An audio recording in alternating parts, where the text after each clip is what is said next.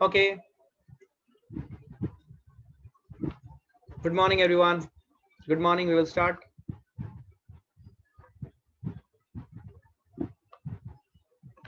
Good morning, everyone. Good morning to all of you. We will start.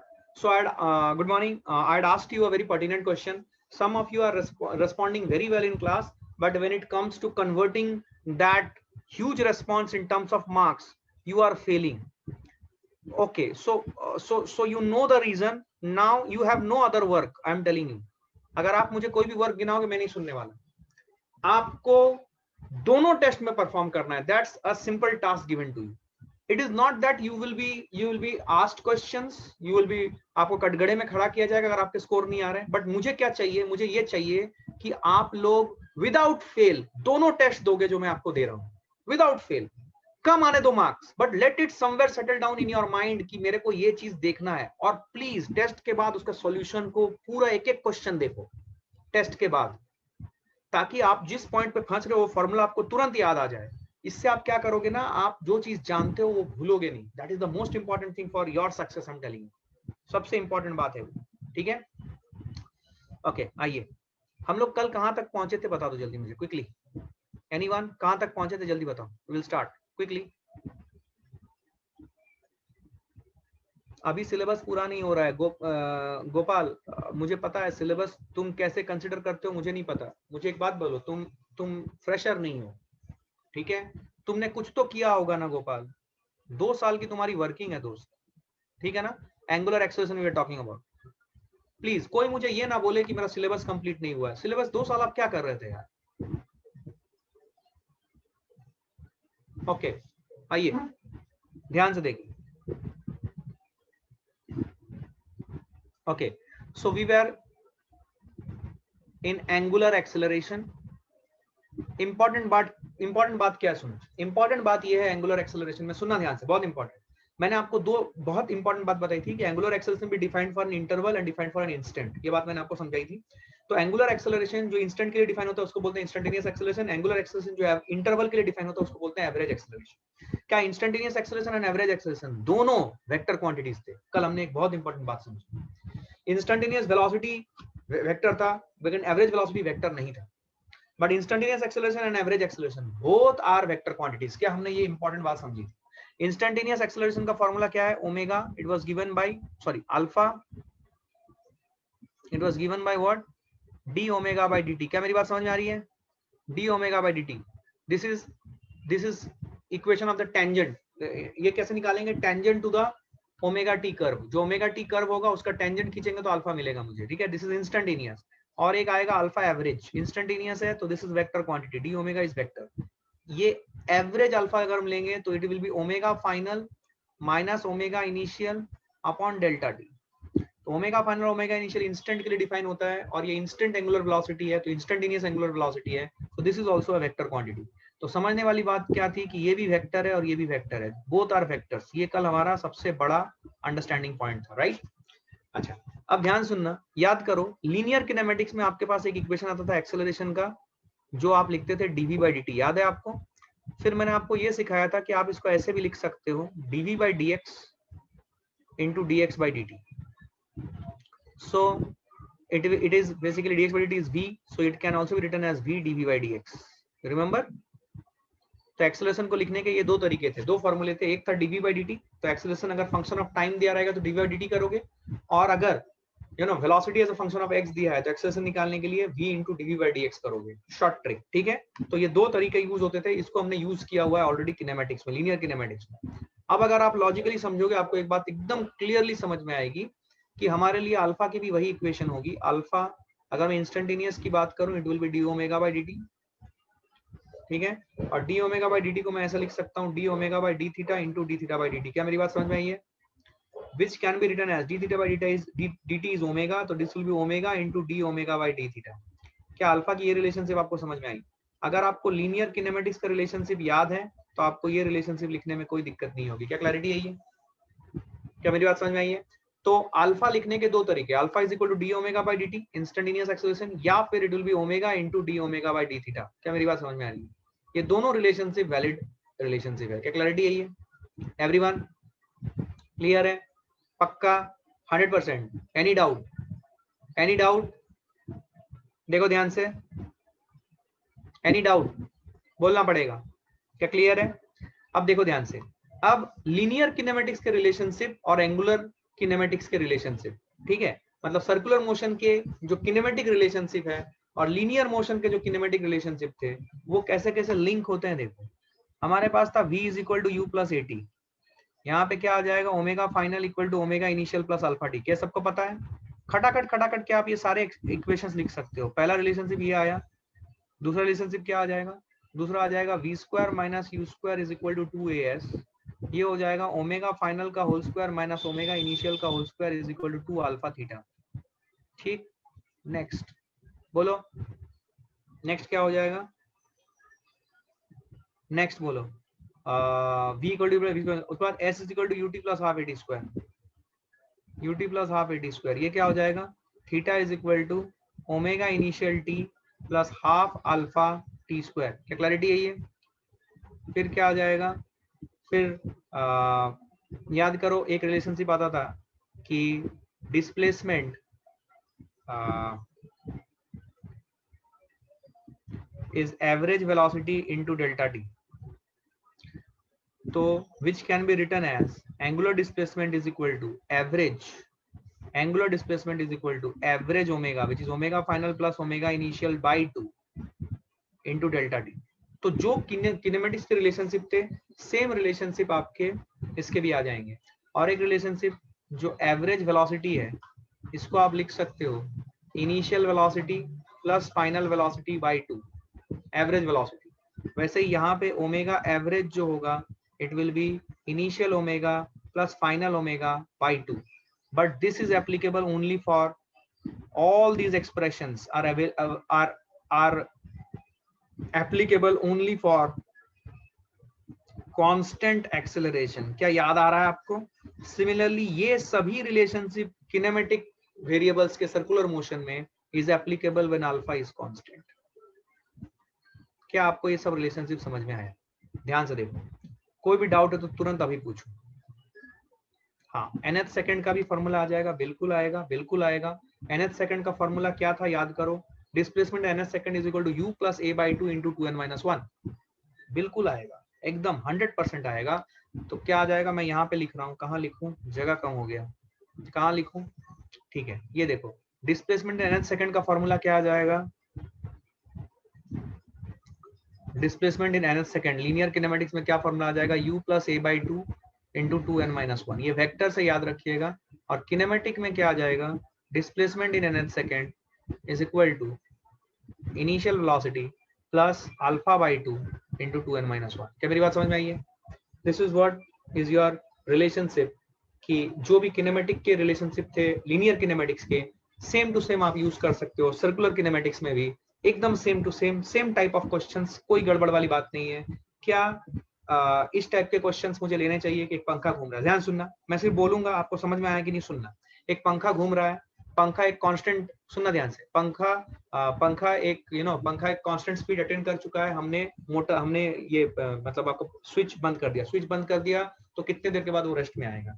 तो वो जो constant speed थी उसकी इनिशियल ओमेगा कांस्टेंट हो गई थी, ओमेगा इनिशियल थी, ओमेगा फाइनल 0 है, कितने देर में रेस्ट में आएगा, अल्फा रिटार्डेशन आपको दे दिया जाएगा, तो आप निकाल सकते हो omega final equal to omega initial plus alpha t से कितने देर में रेस्ट में आएगा। ठीक है, फिर आपसे ऐसा पूछा जाएगा कि इनिशियल एंगुलर स्पीड कुछ है मोटर की, ठीक है, कितने देर के बाद इसकी स्पीड कुछ एक angular speed final angular speed हो जाएगी, आपकी एंगुलर एक्सेलरेशन दी है।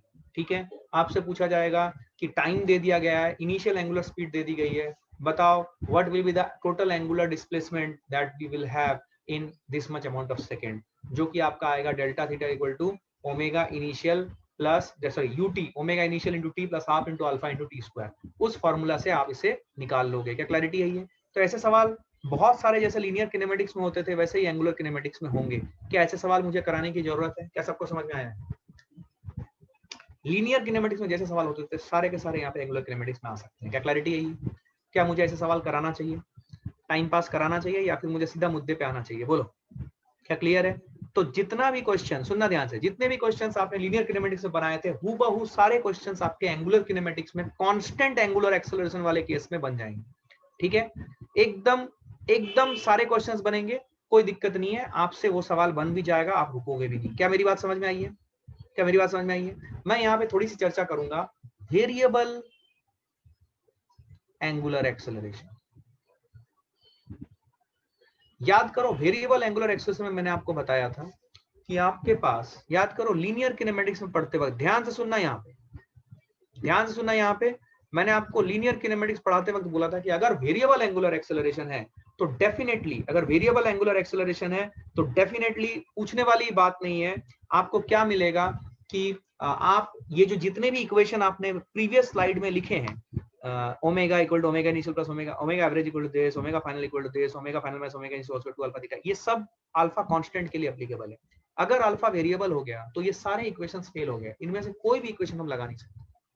याद करो लीनियर किनेमेटिक्स, लीनियर किनेमेटिक्स पढ़ाते वक्त मैंने आपको बोला था कि अगर कांस्टेंट एक्सेलरेशन नहीं है then you have to resort to what, you have to resort to 3 different techniques for solving this problem. 3 tools use होंगे, you have to resort to इधर इंटीग्रेशन और डिफरेंशिएशन या एलिमिनेशन। याद है आपको? इन तीनों का मिक्सचर या फिर इन तीनों में से कोई भी एक टेक्निक, ठीक है, इन तीनों में से कोई भी एक टेक्निक आप यूज करोगे for you know for linear kinematics. क्या मेरी बात समझ में आ रही है?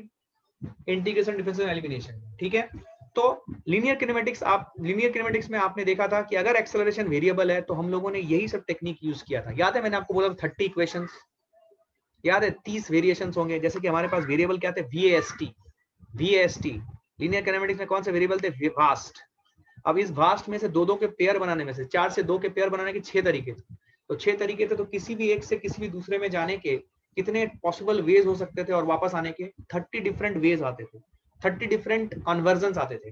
तो ये किसी भी कन्वर्जन से किसी भी कन्वर्जन में जाने के लिए हमें इंटीग्रेशन, डिफरेंशिएशन और एलिमिनेशन टेक्निक यूज करना पड़ा था। तो क्या सिमिलर क्वेश्चंस आपके वेरिएबल एंगुलर एक्सेलरेशन के भी बने? मैं एक क्वेश्चन देता हूं, आप बताना। सपोज ये बोला गया है कि omega as a function of theta दिया हुआ है 2 थीटा, omega is equal to 2 theta, this is given, ठीक है, this is given and it's being asked कि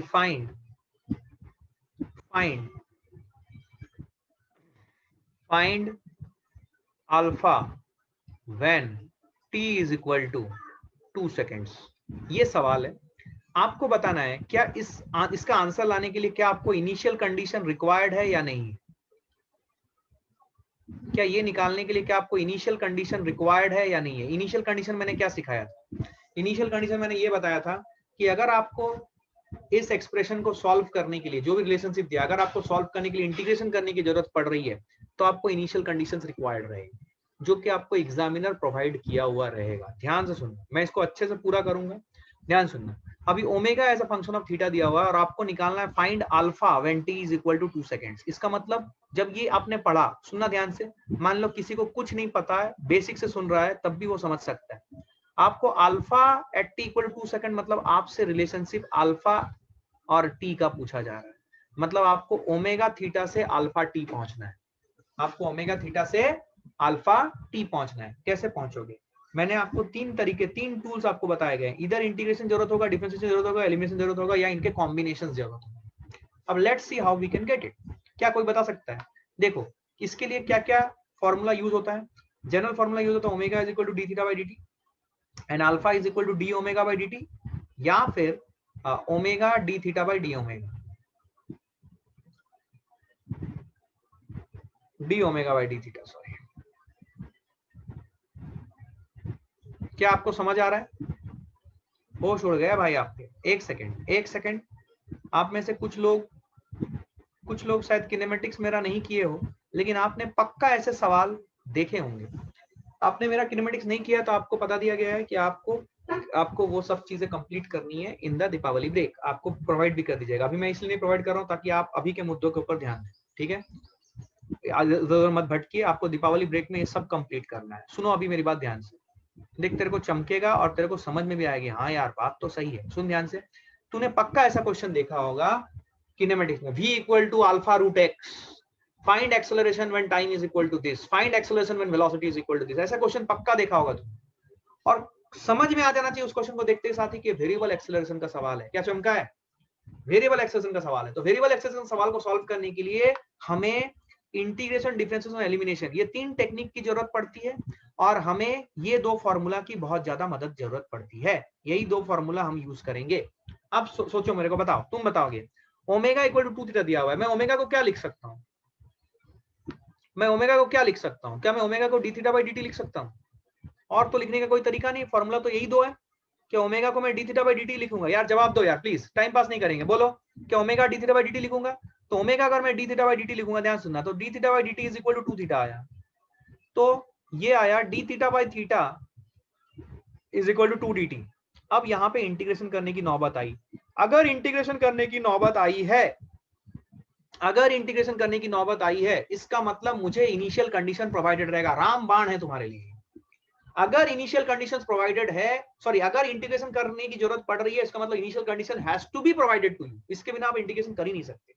तो कॉन्सेप्ट क्या है, एक अच्छे बच्चे को कैसे स्ट्राइक करेगा? अगर कभी भी सवाल में इनिशियल कंडीशन दे दिया गया है कि अब omega equal to theta, find alpha when t equal to second, given that at T equal to 0 theta is equal to this, जब भी ऐसे इनिशियल कंडीशन दे दिया गया है तो उसका दिमाग चमकना चाहिए कि बेटा यहाँ पे इंटीग्रेशन का जरूरत हमें पड़ने वाला है। क्या क्लैरिटी है? क्या क्लियर है? क्या सब लोग मेरी इंटेंसिटी मैच करा पा रहे हो? बोलो, क्या आपको समझ में आई मैंने क्या बोला? अब देख ध्यान से, यहाँ पे तेरे को लिमिट्स डालने पड़ेंगे। लोअर लिमिट ज्यादा इंपॉर्टेंट है। क्या टी इक्वल टू 0 पे मुझे थीटा की कुछ एक वैल्यू रखनी पड़ेगी। मान ले टी इक्वल टू 0 पे थीटा की वैल्यू है थीटा नॉट सपोज, ठीक है? या थीटा नॉट कुछ तो एक दे दिया जाएगा, पाई बाई 6, कुछ भी एक दे दिया गया। थीटा नॉट नहीं देके मैं इसमें वैल्यू डाल देता हूँ कि पाई बाई 6 दिया गया है, ठीक है? पाई बाई 6, राइट? तो अपर लिमिट क्या पुट करते हैं? अपर लिमिट हम उसी वेरिएबल को पुट करते हैं जिसके रेस्पेक्ट में इंटीग्रेशन कर रहे हैं। यहाँ पे टी पुट किया, यहाँ पे थीटा पुट किया, तो ये आ गया ln of theta by ln of theta, sorry, integration limits कहां से कहां तक? पाई बाई 6 से इंटीग्रेशन लिमिट कहां से कहां तक? सब लोग बोलेंगे इंटीग्रेशन लिमिट कहां से कहां तक? बोलो, इंटीग्रेशन लिमिट है कहां से कहां तक? पाई बाई 6 से थीटा तक। हाँ चलो, ये आ गया 2t, 2t आ जाएगा। लिमिट्स कहां से कहां तक? 0 से लेकर t तक। इसको अगर मैं सिंप्लीफाई करूं क्या आएगा? देख, ln ऑफ, सब लोग ln लॉगरिथम जानते हो, ln theta divided by pi by 6। Pi by 6 करूंगा तो ये 6 थीटा बाई पाई हो जाएगा, चलेगा? Which is equal to 2t। इसको सॉल्व करूंगा तो 6 थीटा की वैल्यू आ जाएगी e to the power 2t। जिसको सिंप्लीफाई करूंगा, ये सबको समझ में आ रहा है? Theta is equal to pi by 6 into E to the power 2t। क्या मेरी बात समझ में आई है सबको? क्या ये चीज सबको समझ में आया? Everybody knows this basic mathematics? Come on, respond guys. Everybody knows this basic mathematics? अगर ln रहेगा तो ln को दूसरे साइड में ले जाएंगे तो क्या e to the power something हो जाएगा? क्या सबको समझ में आता है ये? Everyone please respond. क्या क्लैरिटी है ये? अब ध्यान से देख, तेरे को समझ में आ जाएगी बात, एकदम 100% समझ में आएगी तेरे को। जब कोई दिक्कत नहीं रहेगा, तेरा जीवन अच्छा रहेगा। देख ध्यान से, तो ये कैसे हो गया बोल? Theta is equal to pi by 6 into E to the power 2t। ये आ गया, theta as a function of T आ गया boss, theta as a function of T आ गया। लेकिन मेरे को क्या चाहिए? मेरे को चाहिए alpha as a function of T. Alpha as a function of T चाहिए। अब मैं theta as a function of T से alpha as a function of T कैसे लाऊं? कोई बता सकता है? एक तरीका है, आप इसको 2 टाइम्स डिफरेंशिएट कर दो विथ रेस्पेक्ट टू टाइम। इधर ऐसा कर लो तो अपने आप आपको अल्फा का रिलेशनशिप आ जाता। समझ में आ रहा है? या फिर एक और तरीका, बेसिक रिलेशनशिप जो दिया है omega is equal to 2 theta, इसमें ओमेगा में थीटा की जगह पे pi by 6 into E to the power 2t रख दो, तो ये हो जाएगा pi by 3 into E to the power 2t। सब लोग देखेंगे pi by 3 into E to the power 2t आ जाएगा ओमेगा। अब इसको सिर्फ आपको एक बार डिफरेंशिएट करना पड़ेगा to get the relationship with alpha and t. तो आप अगर d omega by d t करोगे, जो अल्फा हो जाएगा which will be pi by 3 into E to the power 2t into 2, तो ये आ जाएगा 2 pi by 3 into E to the power 2t। क्या मैं समझा पाया? This is your alpha as a function of time t।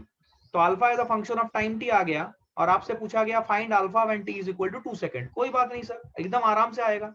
तो alpha at t equal to 2 second will be 2 pi by 3 into E to the power 2 into 2, that is 2 pi by 3 into E to the power 4। क्या ये मेरा answer है? This is alpha at t equal to 3 second. क्या मेरी बात समझ में आई है? क्या मेरी बात समझ में आई है एवरीवन? तो alpha at T equal to 2 second is 2π/3 into e to the power 4। क्या क्लैरिटी है ये? क्या मेरी बात समझ में आई है?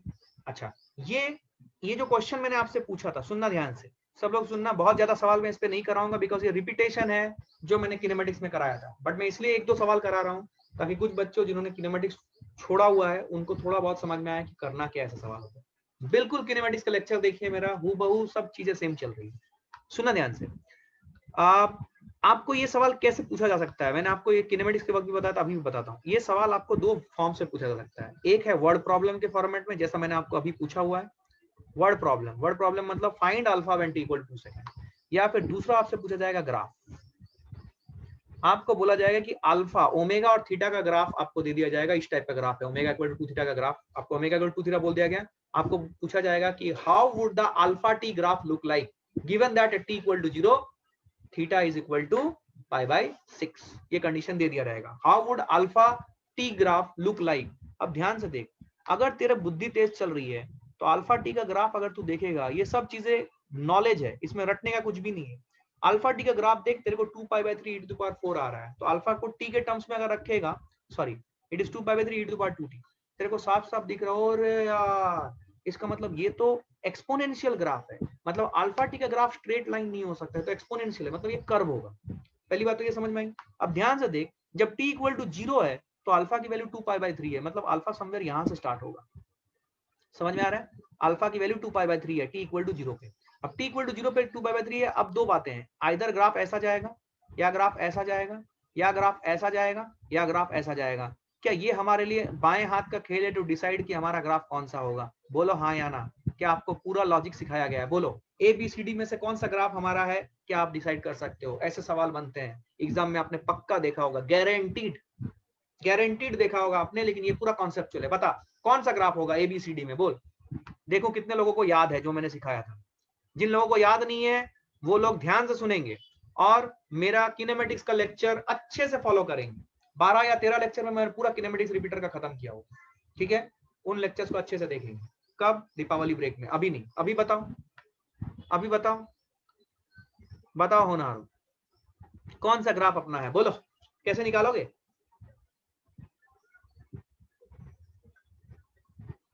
आपको याद नहीं है यार, बेसिक्स याद नहीं है। देख सबसे पहले तो हम क्या करते थे, याद कर, y और x का ग्राफ होता था। मैंने आपको बोला था दो चीजें निकालनी है, dy/dx फिर d2y/dx²। अगर dy/dx पॉजिटिव है इसका मतलब ग्राफ ऊपर जा रहा है, और अगर d2y/dx² पॉजिटिव और नेगेटिव, उसके हिसाब से मैंने कुछ बोला था। अगर d2y/dx² पॉजिटिव है, d2y/dx² पॉजिटिव है, इसका मतलब ग्राफ का सेंटर ऑफ कर्वेचर ग्राफ के ऊपर है। और अगर d2y/dx² नेगेटिव है, इसका मतलब ग्राफ का सेंटर ऑफ कर्वेचर ग्राफ के नीचे है। क्या चमका है? क्या एवरीबॉडी इज विद मी? बोलना पड़ेगा दोस्तों। क्या क्लैरिटी है ये? अब तुम करो। अब यहाँ पे y की जगह पे अल्फा है और x की जगह पे t है, तो कोई दिक्कत नहीं, हम d∝/dt निकालेंगे। तो d∝/dt करेंगे अगर हम, तो ये वैल्यू आ जाएगी 2π/3 into 2 into e to the power 2t। तो ये पॉजिटिव ही आ रहा है, पॉजिटिव आ रहा है, मतलब d∝/dt पॉजिटिव है। तो d∝/dt पॉजिटिव है मतलब ग्राफ ऊपर की तरफ जा रहा है। इसका मतलब a और b तो मेरे ऑप्शन सीधा सीधी हट जाएंगे। बोल चमका कि नहीं? हट गया। सी और डी में से एक ऑप्शन है। अब सी और डी में से कौन सा, ये निकालने के लिए क्या करूं, d2∝/dt² करूंगा, which will be 2π/3 into 2 into 2 into e to the power 2t। क्या ये भी पॉजिटिव आ रहा है? पॉजिटिव आ रहा है मतलब ग्राफ का सेंटर ऑफ कर्वेचर ग्राफ के ऊपर होगा। अब लॉजिकली सोच, सेंटर ऑफ कर्वेचर डी का ग्राफ के नीचे है, तो डी मेरा ऑप्शन हट गया, मेरा आंसर आएगा सी। क्या मेरी बात समझ में आई है? तो तूने डिसाइड कर लिया कौन सा ग्राफ होगा। क्या दोनों टाइप के क्वेश्चन कर सकता है तू? बोल, क्या दोनों टाइप के क्वेश्चन कर सकता है? बताओ जमूरो, क्या कर सकते हो कि नहीं? बोलो बोलो बोलो। क्या एकदम कॉन्सेप्ट क्लियर है? क्या एकदम कॉन्सेप्ट क्लियर है 100%? क्या तुम एकदम कॉन्फिडेंटली बोल सकते हो हाँ सर ऐसा कोई भी सवाल आ जाए हम कर लेंगे? मुझे ये सुनना है आपसे। क्या क्लैरिटी है everyone? Very good, very good. एक सवाल और कर दो ताकि मेरे मन को तसल्ली मिल जाए और कि तुम्हें आ गया है। सुनना ध्यान से, मैं एकदम कुछ भी ले रहा हूं, ठीक है? Suppose if I take alpha is equal to 2√θ, ठीक है? Find omega when t is equal to 2 second. आपको बताना है यहाँ पे इनिशियल कंडीशन की जरूरत है या नहीं है। अगर है तो मैं दूंगा, आपको बताना है, ताकि मुझे 100% क्लैरिटी आ जाए कि आपको समझ में आ गया और आपने रटे नहीं। क्या find omega when t equal to 2 seconds निकालना है। होपफुली इंटीग्रेशन टफ नहीं होगा, नहीं होना चाहिए। चलो कर लो। Find omega when t equal to 2 second. क्या इनिशियल कंडीशंस की रिक्वायर्ड है? ठीक है, और रिक्वायर्ड होगा तो मैं दूंगा, आपको बताना है क्या इनिशियल कंडीशंस रिक्वायर्ड है, यहाँ आपको बताना है, आप मांगोगे तो मैं दे दूंगा, नहीं रिक्वायर्ड है ओके फाइन फाइन फाइन करो।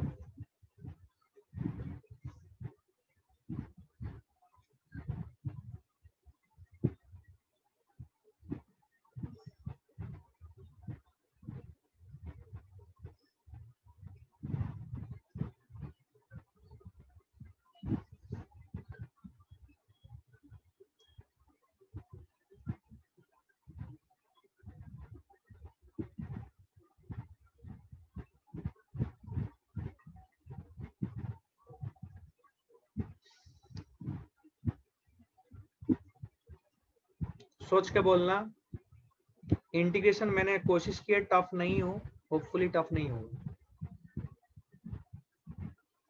टफ होगा तो थोड़ा सा हम ये कर लेंगे उसको, इंटीग्रेशन टफ नहीं जा रहा है ना। अच्छा बोलो, अभी अल्फा और थीटा दिया हुआ है, अब अल्फा लिखने का हमारे पास दो तरीका है, आइदर हम D omega by d T लिखेंगे या फिर D omega by d theta into omega लिखेंगे, तुम किसको लिखना पसंद करोगे, पहला या दूसरा, देखो किसको समझ में आया है, कौन सा यहाँ पे अल्फा की जगह पे क्या रिप्लेस करना कोशिश पसंद करोगे, ओमेगा बाई डी थीटा या फिर D omega by d T.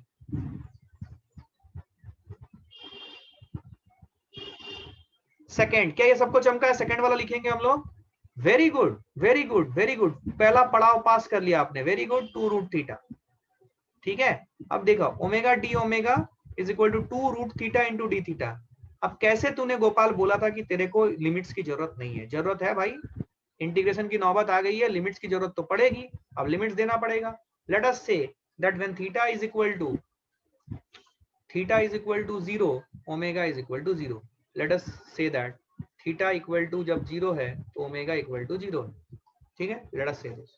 तो अब इसको इंटीग्रेट करेंगे तो ये आ जाएगा, अपर लिमिट्स हमेशा जिसके रेस्पेक्ट में इंटीग्रेशन करते हैं वही लिमिट्स होता है हमेशा, बेसिक रूल, ठीक है। तो it is omega square by 2, I hope all of you have understood this, 0 से ओमेगा, सब लोग मेरे साथ हो, theta to the power half plus 1 3/2 divided by 3/2, तो ये 4/3 हो गया, क्या मेरी बात समझ में आई है, ये 4/3 हो गया, चलेगा दोस्तों एवरीवन, 0 से लेके थीटा, बोल क्या ये आ जाएगा, omega square by 2 is equal to 4/3 into theta to the power 3/2, तो ये 2 उधर चला गया, तो ओमेगा की वैल्यू आ जाएगी, omega square sorry is equal to 8/3 into theta to the power 3/2, ये आया मेरा रिलेशनशिप ओमेगा और थीटा का। बट मुझे किसका रिलेशनशिप चाहिए, मुझे तो चाहिए ओमेगा और टी का, तो ओमेगा और टी का रिलेशनशिप के लिए क्या करूं, ओमेगा और टी का रिलेशनशिप के लिए क्या करूं, एक तरीका है कि आप ओमेगा निकाल लो और ओमेगा निकालने के बाद ओमेगा को d theta by d t लिख दो, नहीं आया समझ, ओमेगा निकालो which is under root of 8/3 into theta to the power 3/4, क्या ये आ जाएगा, और ओमेगा को क्या लिख सकते हो, एक ही फॉर्मूला था ओमेगा का, तो वो d theta by d t था, बोल चमका कि नहीं, क्या इसको लिखोगे d theta by d t is equal to under root of 8/3 into theta to the power 3/4, क्या चमका है एवरीवन, तो ये आ गया d theta by theta to the power 3/4 is equal to root 8/3 into d t, क्या फिर से इंटीग्रेशन करने की जरूरत पड़ी, अब फिर से हमें चाहिए कि t इक्वल टू 0 पे, t इक्वल टू 0 पे मान लो थीटा 0 है, ये पूरा कंडीशन आपको एग्जामिनर देगा, ये मैंने यहाँ पे अब ये डाला है, एग्जामिनर कुछ अलग वैल्यूज डाल सकता है बट ये कंडीशन उसको एग्जामिनर को प्रोवाइड करना ही करना है, क्या आपको चमका है, t इक्वल टू 0 पे थीटा की वैल्यू कितनी, थीटा की वैल्यू 0 मान लो, अपर लिमिट t होगा और यहाँ पे थीटा होगा, जिसके रेस्पेक्ट में इंटीग्रेशन कर रहे हैं अपर लिमिट हमेशा वही वेरिएबल होता है, क्या चमका है, थीटा टू पावर -3/4 प्लस 1, तो थीटा टू पावर -3/4 प्लस 1 कितना आ जाएगा, यार तुम्हें इंटीग्रेशन करना नहीं आता यार, बोलो क्या ये सही है, बोलो दोस्तों, अंडर रूट 8/3 बोलो, t, तुम्हें इंटीग्रेशन करना नहीं आता क्या, क्या मैं दीपावली में तुम्हें इंटीग्रेशन घिसाऊं, इंटीग्रेशन करना आता है कि नहीं आता है, छोटे छोटे बेसिक बेसिक इंटीग्रेशन है यार, मैं कोई टफ इंटीग्रेशन नहीं दे रहा हूं, चलो रेस्पॉन्ड करो फास्ट, कितना आएगा ये 4 theta to the power 1/4, everyone come on यार, आप नीट के हो किसी को, आपको +2 फिजिक्स तो पढ़नी है ना भाई, +2 फिजिक्स में इतना बेसिक इंटीग्रेशन आता है भाई, आपको आना चाहिए, बोलो चमकाइए, ये आ गया आपका relationship, theta as a function of time t आपका आ गया, so theta as a function of time t आपका आ गया, तो अभी आपको omega as a function of time t चाहिए, तो ये थीटा जो भी आपका आएगा, अब इसको आपको एक बार डिफरेंशिएट करना पड़ेगा to get omega as a function of time t. तो क्या आ जाएगा रिजल्ट? रिजल्ट आ जाएगा theta to the power 1/4 is equal to under root of 1/6 into t. आप दोनों साइड को पावर 4 कर दो, ये रिलेशनशिप आया। अब दोनों साइड को पावर 4 करोगे। I hope you are understanding and you are not getting bogged down by छोटा छोटा जो हम बेसिक मैथमेटिक्स कर रहे हैं यहाँ पे। अंडर रूट ऑफ 1/6 टी आपके सामने सवाल बनाया है यहाँ पे, क्या क्लैरिटी है ये? इसको दोनों साइड को पावर 4 कर दो। पावर 4 करना आता है आपको, तो ये आ जाएगा थीटा विच इज 1/6 का हाफ टू द पावर 4, तो ये 1/6 का पावर 2 हो जाएगा और टी टू द पावर 4 हो जाएगा। क्या theta as a function of आ गया? अब ओमेगा जो आएगा वो आ जाएगा d theta by d t which is 1/6 का whole square into 4t cube, क्या चमका है, which is t cube by 9। तो omega as a function of time t is omega is equal to t cube by 9। क्या मेरी बात समझ में आ रही है? तो आपका ओमेगा कब निकालने के लिए बोला था? Find omega when t is equal to 2 second. तो क्या करोगे? तो omega at t equal to 2 second is equal to 8/9 radian per second. खत्म। क्या मेरी बात समझ में आई है? तो इसमें इतना कुछ करना पड़ा। तो अगर एग्जाम में आएगा तो क्या ये सवाल आना पॉसिबिलिटी है? हो सकता है, आ सकता है एग्जाम में, और this will be considered as a tough problem because इसमें 2 बार आपको इंटीग्रेशन करना पड़ा to get your answer. But सबसे पहली बात, इसमें कुछ भी रटने का नहीं है। कोई भी बंदा जो नीट का है, अगर वो ये कुछ को इसको रट के गया है तो ये कभी भी सही नहीं कर सकता। कोई स्टैंडर्ड फॉर्मूला इसके लिए है नहीं, जैसा चाहे मैं एक्सप्रेशन बना सकता हूँ। आपका कॉन्सेप्ट क्या होना चाहिए? अगर वेरिएबल एक्सेलरेशन है तो हमारे पास 3 तरीके हैं। क्या? एलिमिनेशन, डिफरेंशिएशन, इंटीग्रेशन, यही 3 तरीका है। इसी की मदद से हम इसे सॉल्व करेंगे। दूसरी इंपॉर्टेंट बात, अगर कभी भी इनिशियल कंडीशन प्रोवाइडेड हो सवाल में, तो आपका दिमाग तुरंत आपको बोलना चाहिए कि बेटा यहाँ पे इंटीग्रेशन की जरूरत है। क्या मेरी बात समझ में आई है? अब आप अपने ध्यान सुनना, अब आप अपने घर जाना, जब आप अपना जो भी बुक आप करते थे उसमें से ऐसे क्वेश्चन देखोगे और देखना ध्यान से क्या उस क्वेश्चन में इनिशियल कंडीशन प्रोवाइडेड है या नहीं। देखना आप ध्यान से, आपको क्लैरिटी के साथ समझ में आएगी कि अगर इनिशियल कंडीशन प्रोवाइडेड है वहां पे इंटीग्रेशन किया होगा। आप सॉल्यूशन उठा के देख लेना कि आपको टेक्निक समझ में आई है।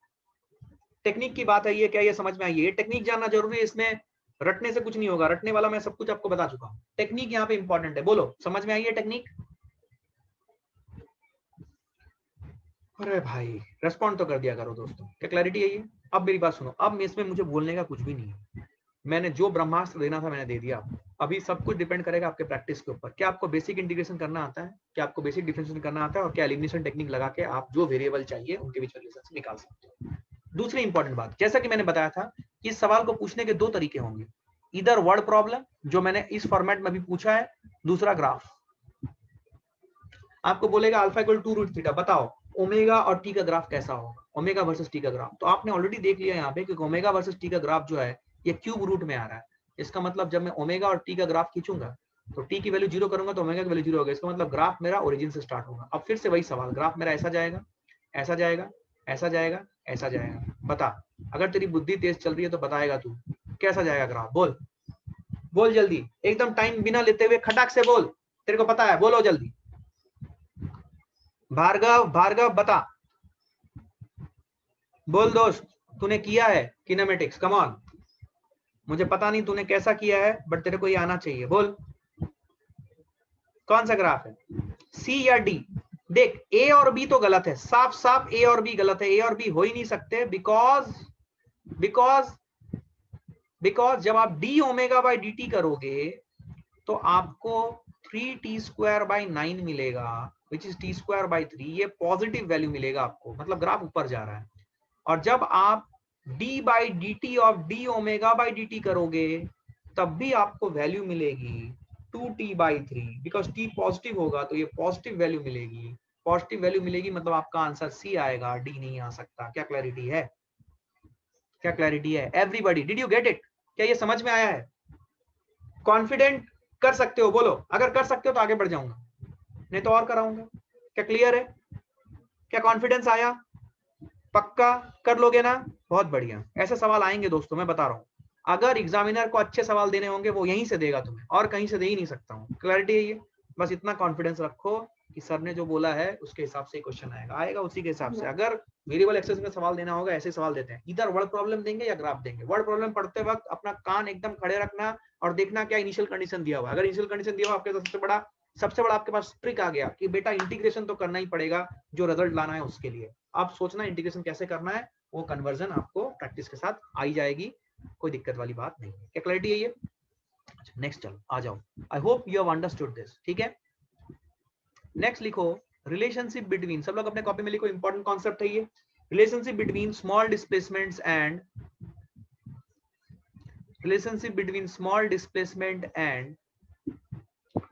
small linear displacement and small angular displacement, small linear and small angular displacement। ठीक है,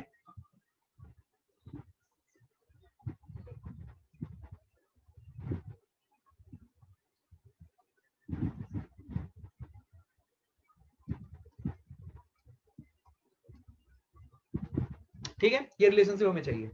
आओ देखते हैं। मान लो ये मेरा रेफरेंस लाइन है। ठीक है, मान लो ये मेरा रेफरेंस लाइन है और सपोज, ठीक है, just give me a moment guys, एक सेकंड। हेलो,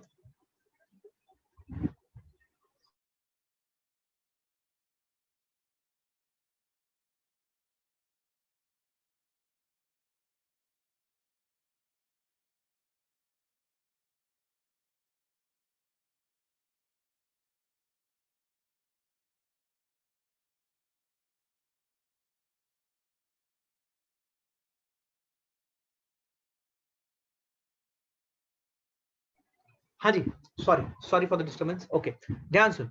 मान ले मैं बोलूं ये एंगल डी थीटा है, ये आर है, ठीक है, और ये जो डिस्प्लेसमेंट है, ये डिस्प्लेसमेंट है मान ले ds। ठीक है, ये डी थीटा एंगुलर डिस्प्लेसमेंट है, ठीक है, और ये आर है, और ये ds जो है वो लीनियर डिस्प्लेसमेंट है। अब लॉजिकली सोचना, तेरे को आता है ये चीज, याद कर, तूने ट्रिग्नोमेट्री में पढ़ा हुआ है। क्या पढ़ा हुआ है देख ध्यान से, ये तेरा आर वेक्टर है मान ले, ये ds वेक्टर है। ट्रिग्नोमेट्री में तूने क्या पढ़ा है, सुनना ध्यान से। ट्रिग्नोमेट्री में तूने पढ़ा है कि अगर मेरे पास रेडियंस में पढ़ा है तूने, याद कर, ये थीटा अगर रेडियन में है, ये रेडियस है और ये लेंथ l है, तो क्या तूने पढ़ा है theta is equal to l by r, जहाँ के थीटा किस में है, इन रेडियन है। याद है तेरे को ये फॉर्मूला बेसिक ट्रिग्नोमेट्री का? आई hope all of you know this, I hope all of you know this. बिल्कुल सही, बिल्कुल सही। तो यहाँ पे तेरे को दिखेगा, यहाँ पे तेरे को दिखेगा थीटा की जगह पे हमारे पास यहाँ पे क्या है, डी थीटा, एल की जगह पे हमारे पास यहाँ पे क्या है, ds, और r की जगह पे हमारे पास यहाँ पे r है। So we are getting what? We are getting ds is equal to r d theta. This is the scalar form of relationship between, this is the scalar relationship between, किसके बीच में?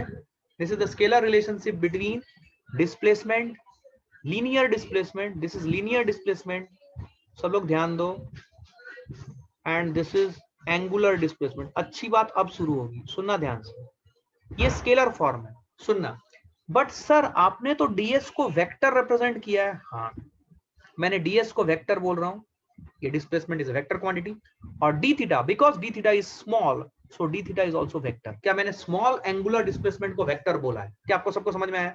अभी जो मैं बोल रहा हूँ ये सबसे इंपॉर्टेंट, सुनना ध्यान से, बिकॉज मैंने लास्ट क्लास में आपको डायरेक्शन ऑफ एंगुलर क्वांटिटीज के बारे में बताई थी कि direction of angular quantities generally clockwise anti clockwise के फॉर्मेट में दिया रहेगा, या फिर इनसाइड द बोर्ड और आउटसाइड द बोर्ड के फॉर्मेट में दिया रहेगा by using the right hand rule, right hand palm rule. याद है? कल मैंने बताई थी ये बात। अब ध्यान से देख, जो डी थीटा है, डी थीटा के डायरेक्शन में अपने राइट हैंड के पाम को घुमा। अगर डी थीटा के डायरेक्शन में राइट हैंड के पाम को घुमाएगा तो जो थंब है तेरा, वो थंब तेरी तरफ आएगा। क्या थंब तेरी तरफ आ रहा? तेरी तरफ आ रहा मतलब बोर्ड के बाहर जा रहा है। तो यहाँ पे जो डी थीटा की डायरेक्शन है, क्या मैं बोल सकता हूँ कि डी थीटा की डायरेक्शन है डॉट? क्या dot is the direction of d theta everyone? क्या dot is the direction of d theta everyone? क्या क्लैरिटी है ये? अब मुझे ये जो स्केलर रिलेशनशिप मैंने लिखा है, मुझे इसका वेक्टर फॉर्म चाहिए, because d theta is a vector quantity because it is a small angular displacement, small angular displacement of vector quantities, and ds is vector because it is displaced। ठीक है, r is a vector, तो d theta vector, r vector और ds vector को मैं कैसे link करूंगा? आप समझने वाली बात क्या, सुनना ध्यान से, मैं अभी बेसिक बता रहा हूं। तो मुझे इन तीन वेक्टर क्वांटिटीज को लिंक करना है।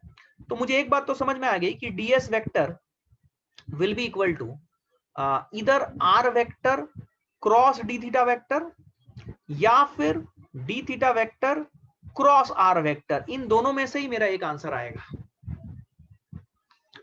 बहुत से बच्चे सोच रहे होंगे सर डॉट क्यों नहीं, कोई बता सकते हैं डॉट प्रोडक्ट क्यों नहीं? वाई आर वेक्टर और डी थीटा वेक्टर का डॉट प्रोडक्ट क्यों नहीं लेंगे? एक अच्छा क्वेश्चन पूछ रहा हूँ, कॉन्सेप्ट क्लियर हो जाएगा। जल्दी बोल, देखता हूं कितने लोग जवाब देते हो। जल्दी बोलो क्यों डॉट प्रोडक्ट नहीं लेंगे। Let me see who has answered it.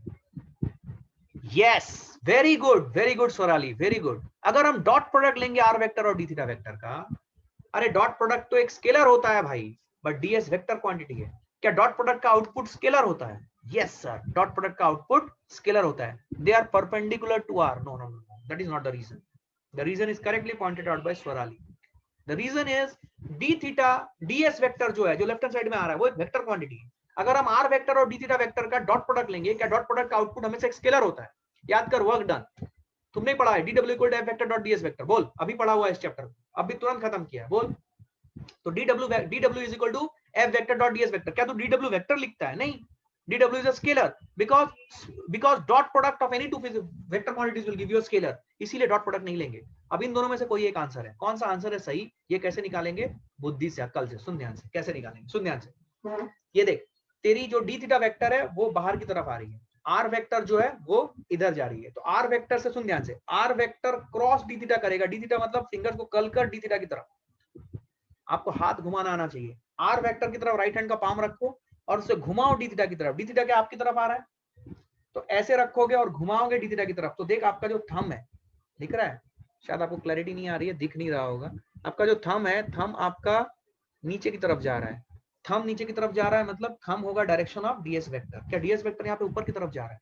इसका मतलब आपको क्या करना पड़ेगा, आप आर क्रॉस डी थीटा नहीं कर सकते, आपको क्या करना पड़ेगा, D theta cross are.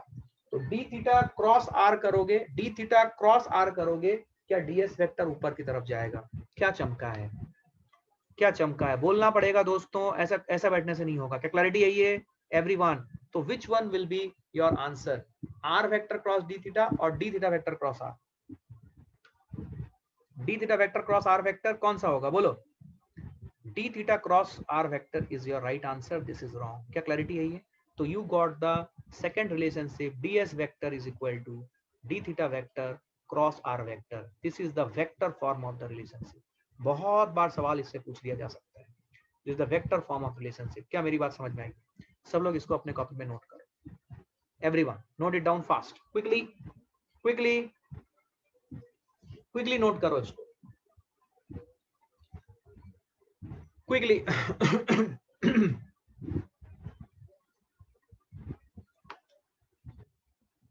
quickly note down. Just let me take 1 minute short break, water break I'm taking. There is some problem in my throat, so let me take a water break. तब तक आप इसे note करो fast.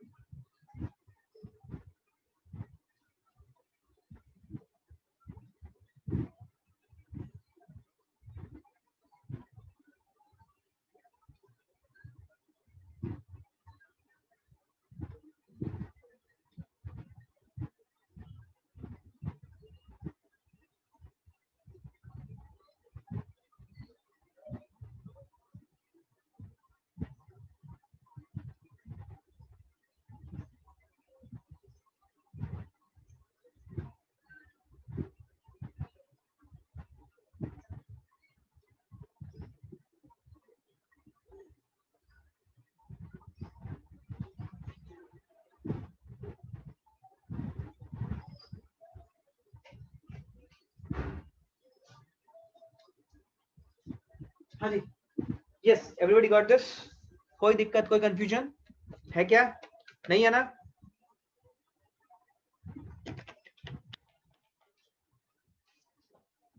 Okay, so you understood both the form of the relationship. Which is scalar form and the vector form. दोनों आपको समझ में आया। ds equal to r d theta and ds vector equal to d theta vector cross r vector.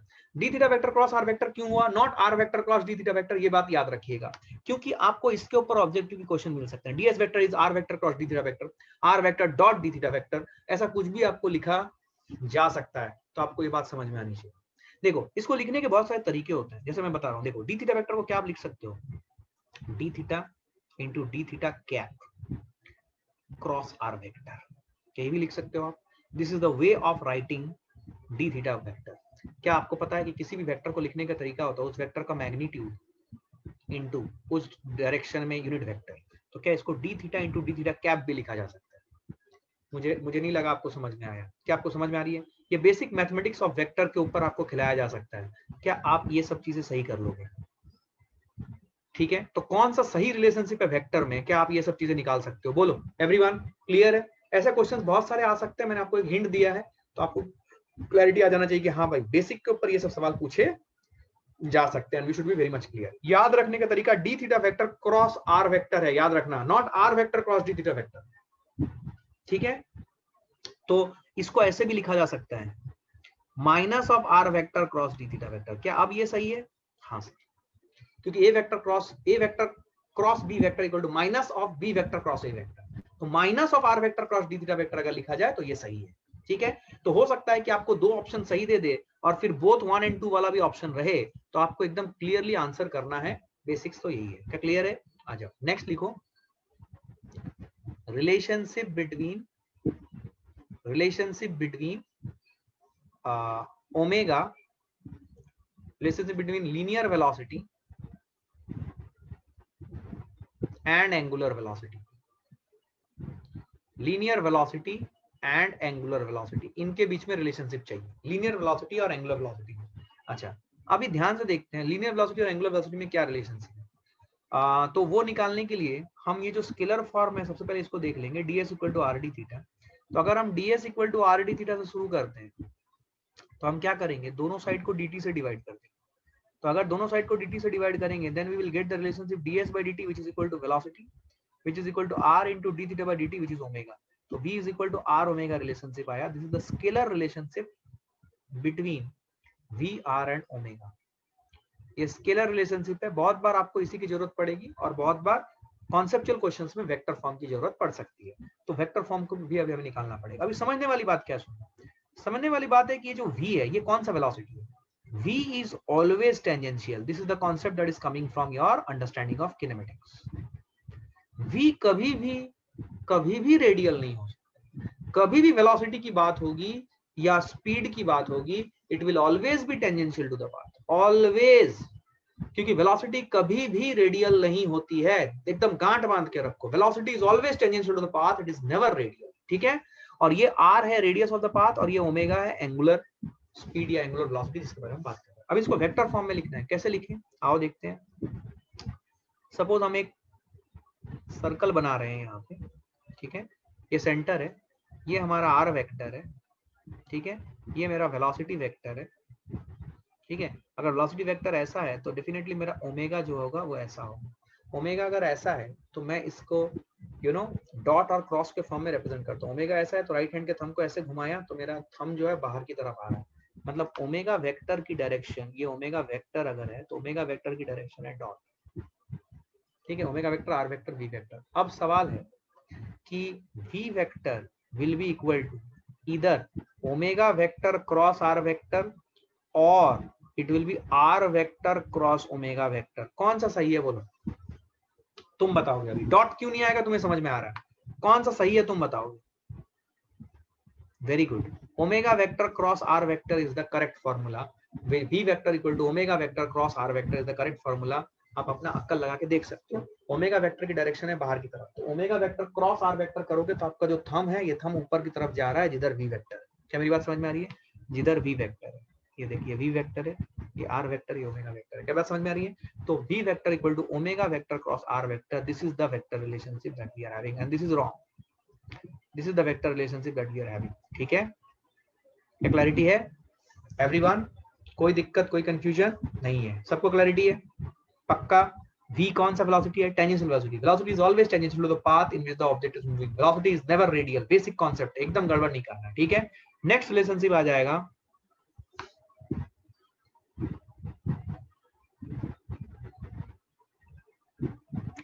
okay, I didn't ask. Did everyone copied this fast? क्या सबके copy में है ये? Everyone क्विकली कर लो, एकदम प्रैक्टिस हो जाएगा. क्विकली कर लो, फास्ट हो गया. बढ़ जाऊं आगे जल्दी.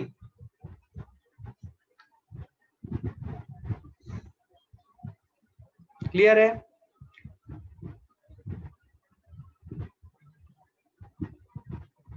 ओके, बढ़ रहा हूं आगे. आई hope all of you have copied it, right? सबके कॉपी में है ये नोट्स. चलो बढ़ो आगे. ये देखो, नेक्स्ट है रिलेशनशिप बिटवीन. बोलो अब क्या बोलूंगा मैं? Relationship between linear and angular acceleration.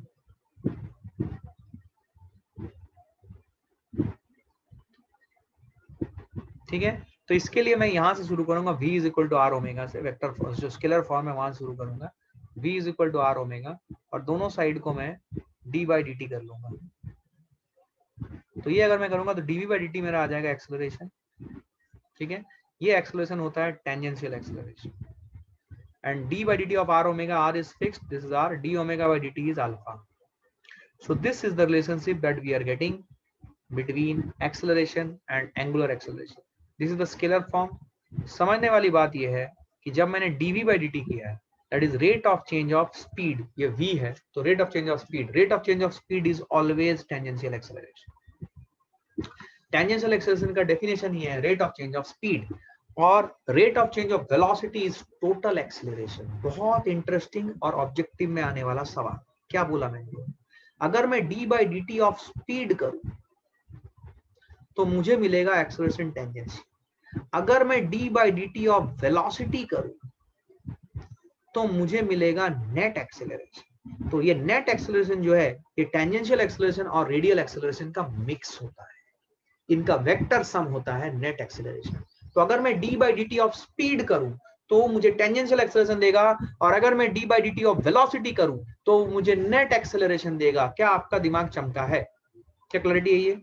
अभी मुझे यहाँ पे AT equal to r alpha जो है, इसको मुझे अभी क्या करना पड़ेगा? इसको अभी मुझे वेक्टर फॉर्म में लिखना पड़ेगा. लिख के बताओ, सब लोग ट्राई करो. क्या लिख सकते हो? सब लोग ट्राई करो, सब लोग ट्राई करो. कैसे लिखोगे इस फॉर्म में? I have some calls, just give me a moment. Yes, please try it out. Yeah, ठीक है, it's okay.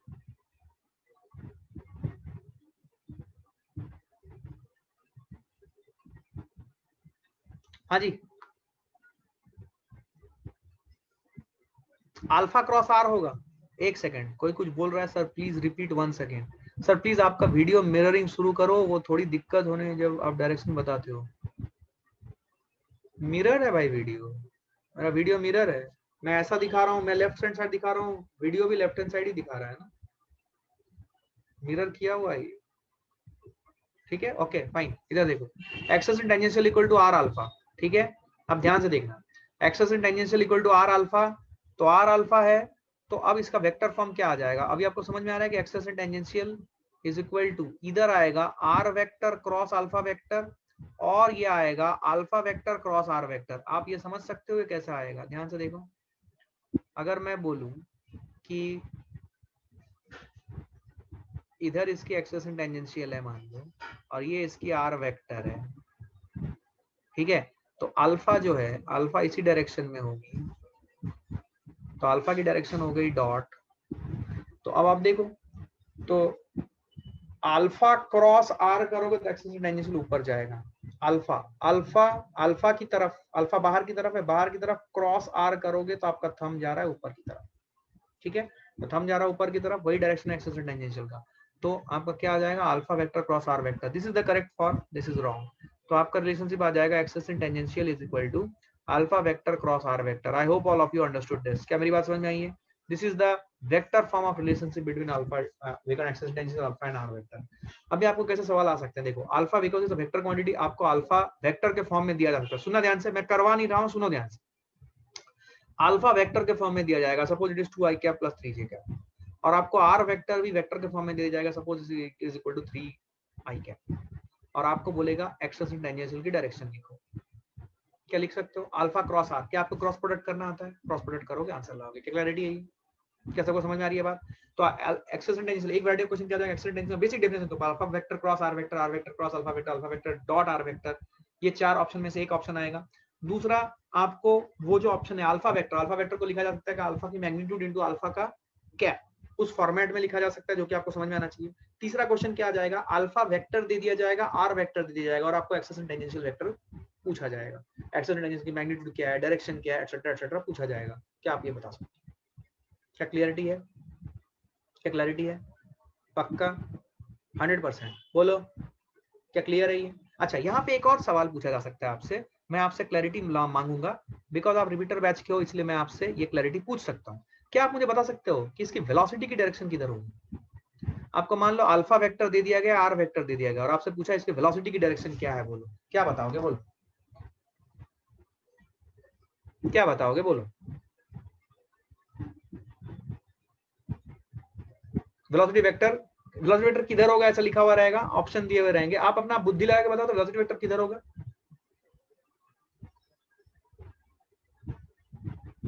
Late me see whether you understand this और not.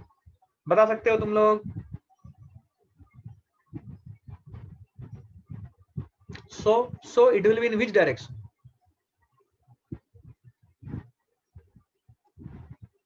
Be more clear please।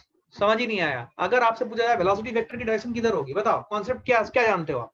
Velocity vector की direction किधर हो सकती है? Alpha की direction में नहीं, गलत गलत। एक्सेलरेशन टेंजेंशियल की डायरेक्शन में या उसके ऑपोजिट? वेलोसिटी वेक्टर की डायरेक्शन इधर एक्सेलरेशन टेंजेंशियल वेक्टर की डायरेक्शन में होगी और माइनस एटी कैप की डायरेक्शन में होगी। This is your concept. अगर एक्सेलरेशन टेंजेंशियल की डायरेक्शन वेलोसिटी वेक्टर की डायरेक्शन में है तो उसकी स्पीड कॉन्स्टेंटली बढ़ेगी, और अगर एक्सेलरेशन टेंजेंशियल की डायरेक्शन वेलोसिटी वेक्टर के डायरेक्शन या स्पीड के डायरेक्शन के ऑपोजिट है तो उसकी स्पीड कॉन्स्टेंटली घटेगी। क्या मेरी बात समझ में आ रही है? तो जो आपकी वेलोसिटी की डायरेक्शन है वो हमेशा एक्सेलरेशन टेंजेंशियल की तरफ होगा या उसके जस्ट ऑपोजिट होगा? जस्ट ऑपोजिट भी पॉसिबल है भाई। नहीं आया समझ? क्या जस्ट ऑपोजिट भी पॉसिबल है? सोच समझ के जवाब दो। क्या जस्ट ऑपोजिट भी पॉसिबल है? सोच समझ के जवाब दो, कोई दिक्कत नहीं है। क्या क्लैरिटी है? Did you understand this? क्या एक्सेलरेशन टेंजेंशियल वेक्टर की डायरेक्शन क्या दोनों तरफ हो सकती है? बोलो क्या क्लैरिटी है ये? मतलब इधर सॉरी वेलोसिटी की डायरेक्शन इधर एक्सेलरेशन टेंजेंशियल की तरफ होगी या उसके जस्ट ऑपोजिट होगी? क्या दोनों पॉसिबिलिटी? Everybody is okay? पक्का? अच्छा, यहाँ पे एक सवाल पूछता हूँ कॉन्सेप्चुअल, गलत मत करना बिल्कुल, सुनना ध्यान से। A body is moving in a circular path such that its speed continuously increases.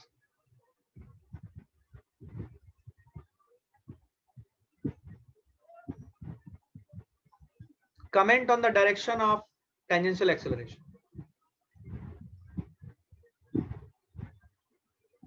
Speed continuously increases. Comment on direction of tangential acceleration. बोलो comment on direction of tangential acceleration. गड़बड़ मत करना। comment on direction of tangential acceleration बोलो। same as velocity, बिल्कुल सही। same as velocity या same as speed? same as velocity, same as speed.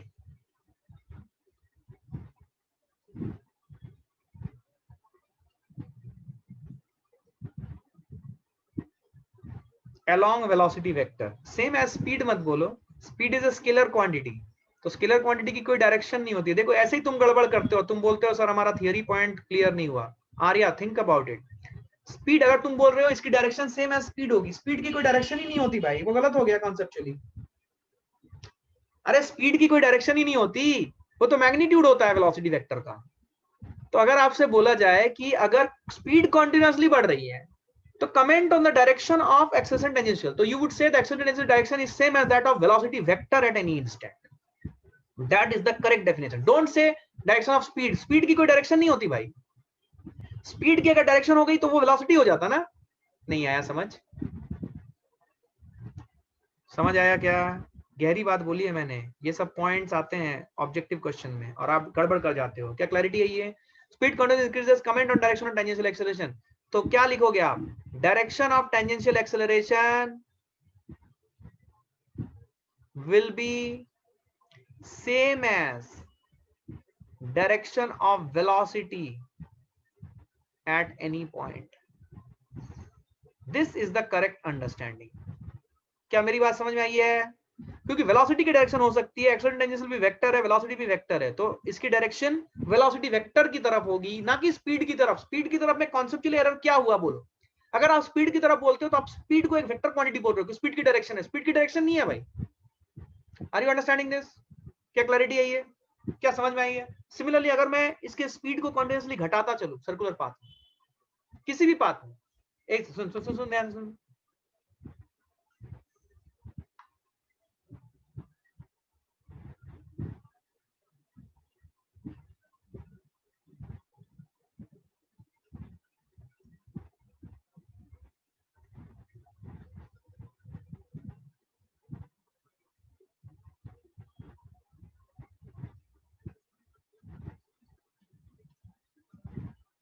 comment on direction of tangential acceleration. बोलो। Will it be opposite to the direction of velocity at every path? Will it be opposite to the direction of velocity at every path?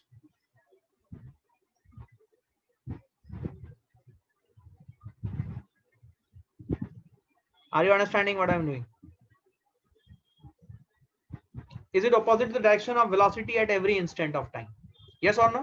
Clarity है, एकदम clear है। क्या क्या समझ में आ रही है बात? तो हमेशा याद रखिए, किसी भी टाइप का पाथ हो, किसी भी टाइप का पाथ हो, this relationship will always be valid. क्या क्लैरिटी है ये? क्या क्लैरिटी है ये? पक्का? कोई दिक्कत, कोई कंफ्यूजन नहीं है? आ जाओ नेक्स्ट आओ। I hope you are understanding और आपकी कॉन्सेप्चुअल क्लैरिटी लेवल बढ़ रही है। मैं ये जो क्वेश्चन करा रहा हूँ ये थियरी पॉइंट से काफी ज्यादा इंपॉर्टेंट हो जाते हैं, ठीक है? थियरी वाले क्वेश्चन पॉइंट से, थियरी वाले क्वेश्चन के ऊपर सवाल पूछा जाएगा। जनरली इसमें बहुत गलतियां करते हैं बच्चे, मेरा फीडबैक है, मैं बता रहा हूँ तुम उनको न्यूमेरिकल दे दो, वो कर लेंगे। ऐसे सवालों में उनका दिमाग ही नहीं चलता क्या लिखना है क्या नहीं, तो मैं इसीलिए एक्सप्लेन कर रहा हूँ। क्या क्लैरिटी है ये? अच्छा नेक्स्ट देखो,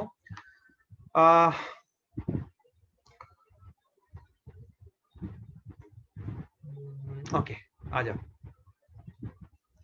रिलेटिव ओमेगा का कॉन्सेप्ट पढ़ूंगा, रिलेटिव ओमेगा और omega of one point with respect to other.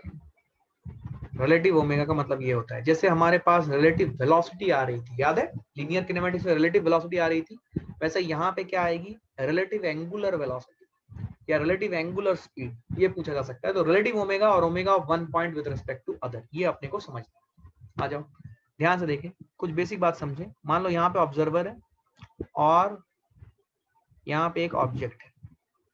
पहला केस में ले रहा हूँ कि ऑब्जेक्ट रेस्ट पे है, दूसरा केस ले रहा हूँ कि यहाँ पे ऑब्जर्वर है, सब लोग देखो ध्यान से, यहाँ पे ऑब्जेक्ट है और ऑब्जेक्ट इस डायरेक्शन में जा रहा है, ठीक है? तीसरा केस, ऑब्जर्वर यहाँ है, ऑब्जेक्ट यहाँ है, ध्यान से देखना, और ये ऑब्जेक्ट जो है वो इस तरफ जा रहा है, ठीक है? चौथा केस, ऑब्जर्वर यहाँ है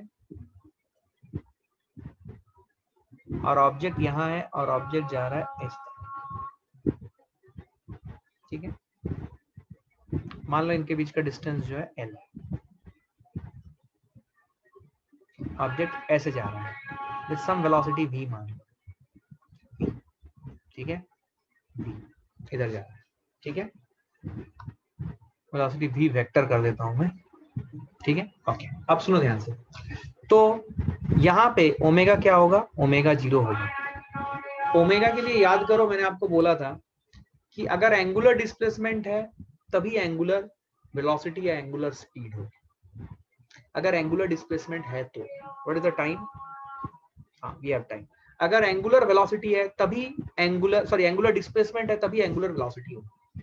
तो अगर ऑब्जेक्ट रेस्ट में अपनी जगह पे, तो ऑब्जर्वर को ऑब्जेक्ट को देखने के लिए अपने गर्दन को इधर उधर कहीं नहीं करना पड़ेगा, तो एंगुलर डिस्प्लेसमेंट 0 है। अगर एंगुलर डिस्प्लेसमेंट 0 है तो एंगुलर स्पीड या रिलेटिव ओमेगा भी 0 होगा ओमेगा से। दूसरे केस में देखो, दूसरे केस में क्या है कि ऑब्जेक्ट ऑब्जर्वर जहां पे खड़ा है उसको देखो, सिर्फ इतना कंसीडर करो, क्या ऑब्जर्वर को ऑब्जेक्ट को देखने के लिए अगर ऑब्जेक्ट जैसा मूव कर रहा है जैसे दिखाया गया है, क्या ऑब्जेक्ट जब मूव करेगा क्या ऑब्जर्वर को अपना गर्दन घुमाना पड़ेगा या जस्ट जैसा है वैसे ही रखना पड़ेगा? अपने आप तुम्हें आंसर मिलेगा। बताओ सेकंड केस में ओमेगा क्या होगा?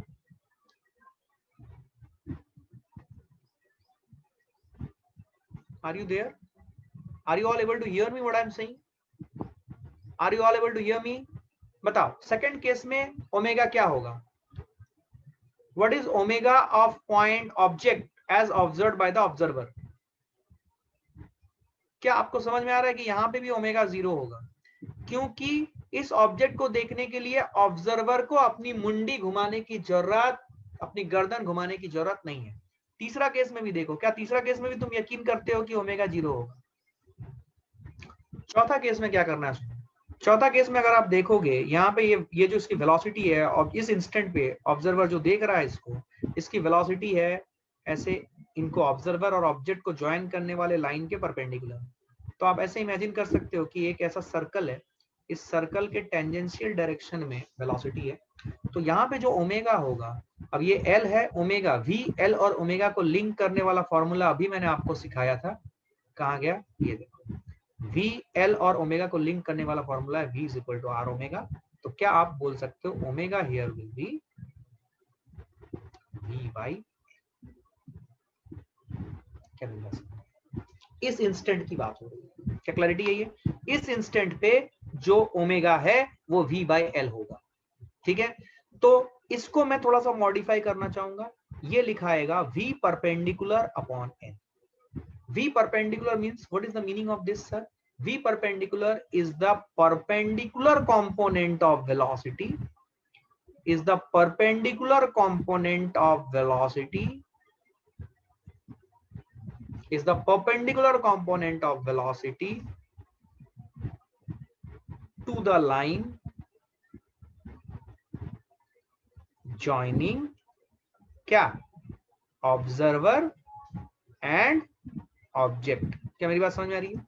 So V perpendicular is what? V perpendicular is the perpendicular component of velocity to the line joining observer and object। क्या मेरी बात समझ में आई है? So this is your omega relative which is equal to V by L। क्या मेरी बात समझ में आई है? Which is equal to V perpendicular by L। क्या क्लैरिटी है ये?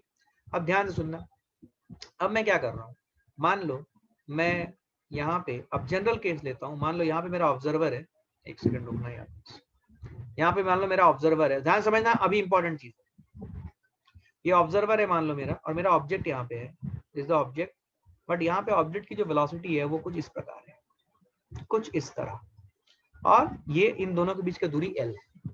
अब मुझे इसकी एंगुलर वेलोसिटी चाहिए। What is the angular velocity of object with respect to observer? ये जो होगा ये निकालने के लिए मुझे इस वेलोसिटी के दो कंपोनेंट्स करने पड़ेंगे। कॉन्सेप्ट समझो? नहीं समझ में आता? सब लोग मन में बोल रहे हैं, क्या क्लैरिटी है ये? तो ये वेलोसिटी वेक्टर के दो कंपोनेंट करने पड़ेंगे आपको। क्या करने पड़ेंगे बोलो? एक कंपोनेंट मान लो ये एंगल थीटा है, तो ये वाला कंपोनेंट हो जाएगा v cos थीटा, और ये वाला कंपोनेंट हो जाएगा v sin थीटा। समझने वाली बात है कि ये जो v sin थीटा है, this is the perpendicular component. Perpendicular component मतलब वो component of velocity which is perpendicular to the line joining the observer and the object. तो ओमेगा की डिटर्मिनेशन हमेशा परपेंडिकुलर कंपोनेंट ऑफ वेलोसिटी से होगी, parallel component से कोई मतलब नहीं है, क्योंकि पैरेलल कंपोनेंट से जितना v cos से जा रहा है उससे ऑब्जर्वर को अपनी गर्दन घुमाने की जरूरत नहीं पड़ रही। गर्दन घुमाना जिस कंपोनेंट ऑफ वेलोसिटी से आ रहा है that would decide the omega. क्या मैं समझा पा रहा हूं? That would decide the omega. क्या क्लैरिटी है? आई hope you all have understood this point. This is a very interesting point, आपको समझ में आना चाहिए। क्या क्लैरिटी है ये एवरीवन? बहुत बढ़िया। तो omega of the object with respect to observer हो जाएगा जो v परपेंडिकुलर है upon l, which is equal to v sin theta upon l। This is what is your answer. ठीक है, अब इसको थोड़ा सा टर्म को डिफाइन कर लेते हैं। What is the meaning of omega of object with respect to observer? This is omega of moving object with respect to observer. ठीक है, what is v perpendicular? v perpendicular is the component of velocity of object which is what, which is perpendicular to the line joining, concept है ये, perpendicular to the line joining object and observer. क्या मैं समझा पाया everyone? And what is L? L is the, what is L?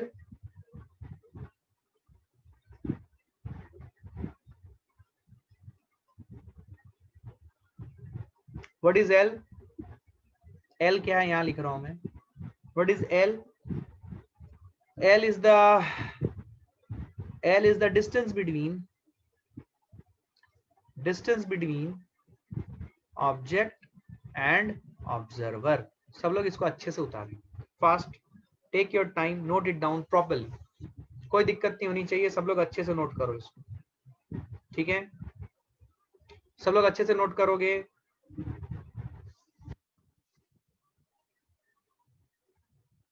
Clear है? हो गया note? बढ़ जाऊं आगे. सबके कॉपी में है रेडियस वेक्टर व्हाट टी है?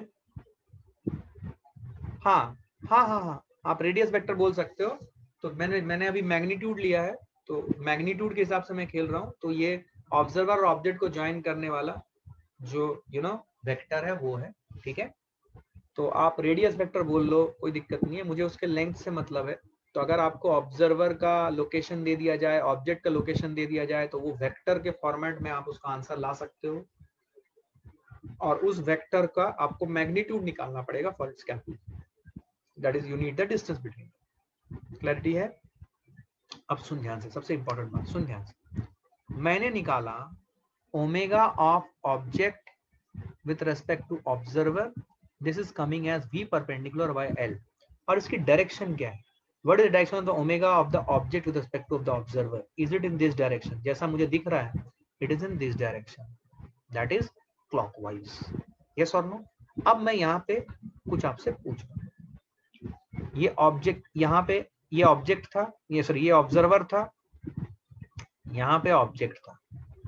ये दोनों को ज्वाइन करने वाली लाइन थी, और ऑब्जेक्ट की जो वेलोसिटी थी वो इधर थी और इधर थी. दो कंपोनेंट ऑफ वेलोसिटी थी. ठीक है, ये कंपोनेंट v परपेंडिकुलर था और ये कंपोनेंट v पैरेलल था in the line joining object and observer. ठीक है, अभी मैंने omega of object with respect to observer निकाला विच इज क्लॉकवाइज डायरेक्शन. ठीक है, अब मुझे चाहिए what is omega of object with respect to observer. Sorry, उल्टा बोला मैंने. Omega observer with respect to object, मतलब अब ऑब्जेक्ट के ऊपर मैं ऑब्जर्वर को बिठा दूंगा. तो ऑब्जर्वर वाला जो पॉइंट था, वो पॉइंट की क्या एंगुलर वेलोसिटी होगी. This is a very interesting concept. मैं इसको ए और बी बोलता हूँ, तो मैं ऐसा लिखता हूं ताकि आपको समझ में आए. सुनना ध्यान से. Omega of object with respect to observer है, this is omega of B with respect to a. Suppose I ask you what is omega of A with respect, ये कितना आएगा, ये मुझे चाहिए. क्या तुम बता सकते हो? बेसिक किनेमेटिक्स के एप्लीकेशन से रिलेटिव मोशन तुमको मैंने पढ़ाया था. क्या तुम एक मिनट सोच के बता सकते हो कि इस सवाल का जवाब तुम कैसे दोगे? जब मैं omega of A with respect to B बोल रहा हूं, तो इसका मतलब जो डिनोमिनेटर में होता है वहां पे एक्चुअली ऑब्जर्वर खड़ा होता है. तो ऑब्जर्वर को मैंने यहां पे फिक्स कर दिया बी पे. अब अक्ल लगाओ, एक मिनट सोचो, क्विकली क्विकली, फास्ट फास्ट कर सकते हो तुम. बताओ बताओ दोस्तों. 0. गलत गलत, 0 गलत. एंटी क्लॉकवाइज, ये भी गलत है. कॉन्सेप्ट क्लियर नहीं है तुम्हारा. सुनो ध्यान से, मैं बताता हूं. अभी सुनो ध्यान से, आपको समझ में आ जाएगा. ये अगेन ये थियरी के बहुत अच्छे कॉन्सेप्ट्स हैं. v पैरेलल बाय l गलत. सुनो ध्यान से, मैं बताता हूं. तुम कॉन्सेप्ट नहीं लगा रहे हो, तुम कुछ भी अंधाधुंध बोल रहे हो. कॉन्सेप्ट नहीं लगा रहे हो तुम, इसलिए तुम गलती कर रहे हो. सुनो ध्यान से. अगर मैंने ऑब्जेक्ट, जहां पे ऑब्जेक्ट है वहां पे अगर मैंने ऑब्जर्वर को बिठा दिया और मैं पॉइंट 1 की ओमेगा की बात कर रहा हूं, तो मैं सबसे पहले जहां पे ऑब्जर्वर बैठा हुआ होगा, क्या उस पॉइंट को मुझे कंप्लीट रेस्ट पे लाना पड़ता है? तो इधर मैंने v परपेंडिकुलर दिया और इधर मैंने v पैरेलल दिया। ऐसा जब मैं करूंगा तो मेरा पॉइंट बी कंप्लीट रेस्ट पे आएगा। अब पॉइंट बी को कंप्लीट रेस्ट पे लाने के लिए, सुनना, पॉइंट बी को कंप्लीट रेस्ट पे लाने के लिए इसको जो ट्रीटमेंट दिया गया है, क्या सेम ट्रीटमेंट रिपीट करूंगा यूनिवर्स के सभी अदर पार्टिकल के लिए? क्या सभी अदर पार्टिकल में पॉइंट ए भी आता है?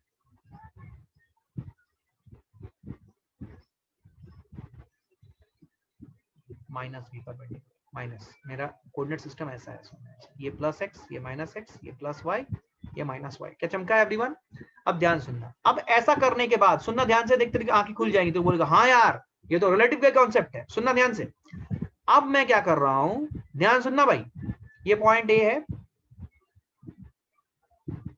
ये पॉइंट बी है। पॉइंट बी पे हमारा ऑब्जर्वर लोकेटेड है अभी।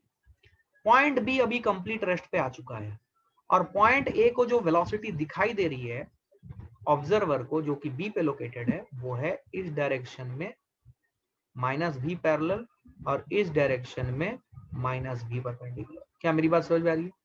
अब ओमेगा डिसाइड कौन करता है? ये L तो वही रहेगा। ओमेगा डिसाइड कौन करता है? Omega of A with respect to B। Omega is decided by which component of velocity? Perpendicular. Okay, तो क्या ये v परपेंडिकुलर आ जाएगा? मैग्नीट्यूड से मुझे मतलब है, डिवाइडेड बाय L। अब डायरेक्शन देख, डायरेक्शन अगर तू देखेगा ये भी ऐसे ही घूम रहा है, ये भी ऐसे ही घूम रहा है विच इज क्लॉकवाइज। देख, जैसे बी पे खड़ा रहेगा तो ये नीचे की तरफ जा रहा है, नीचे की तरफ जा रहा है, मतलब ऐसे ही घूम रहा है ना। ऐसे घूमने को क्या बोलते हैं? क्लॉकवाइज या एंटी क्लॉकवाइज? क्लॉकवाइज, सॉरी, अरे उल्टा हो गया, मैंने उल्टा लिख दिया था। ये एंटी क्लॉकवाइज है, सॉरी, ये भी एंटी क्लॉकवाइज है। ये ऐसे घूम रहा है मतलब क्लॉक के ऑपोजिट डायरेक्शन में घूम रहा है ना, एंटी क्लॉकवाइज। तो ये भी एंटी क्लॉकवाइज है, ये भी एंटी क्लॉकवाइज है। क्लैरिटी है ये? और यार इसका मतलब omega of A with respect to B, बहुत बड़ा स्टेटमेंट लिखने वाला हूं, is omega of B with respect to A both in magnitude and direction. क्या मेरी बात समझ में? मस्त पॉइंट। क्या क्लैरिटी है? एकदम कॉन्सेप्चुअल क्लैरिटी होना चाहिए बॉस। अगर समझ में आया तो ताली चाहिए मुझे। बोलो समझ में आया है या नहीं? अगर समझ में आया तो ताली चाहिए मुझे। I need a clap from you all कि यस सर समझ में आया है, और नहीं आया तो फिर से बताऊंगा। मतलब omega of one point with respect to other, कोई भी दो पॉइंट ले लो, उसमें एक जगह पे ऑब्जेक्ट है, दूसरी जगह पे ऑब्जर्वर है। ऑब्जर्वर का लोकेशन चेंज करो, जहां पे पहले ऑब्जेक्ट था वहां पे ऑब्जर्वर को बिठाओ, और जहां पे पहले ऑब्जर्वर था वहां पे ऑब्जेक्ट को ले जाओ, ऐसा मान लो। तो आपको omega of A with respect to B will be same as omega of B with respect to A. Very interesting. क्या मेरी बात समझ में आई है?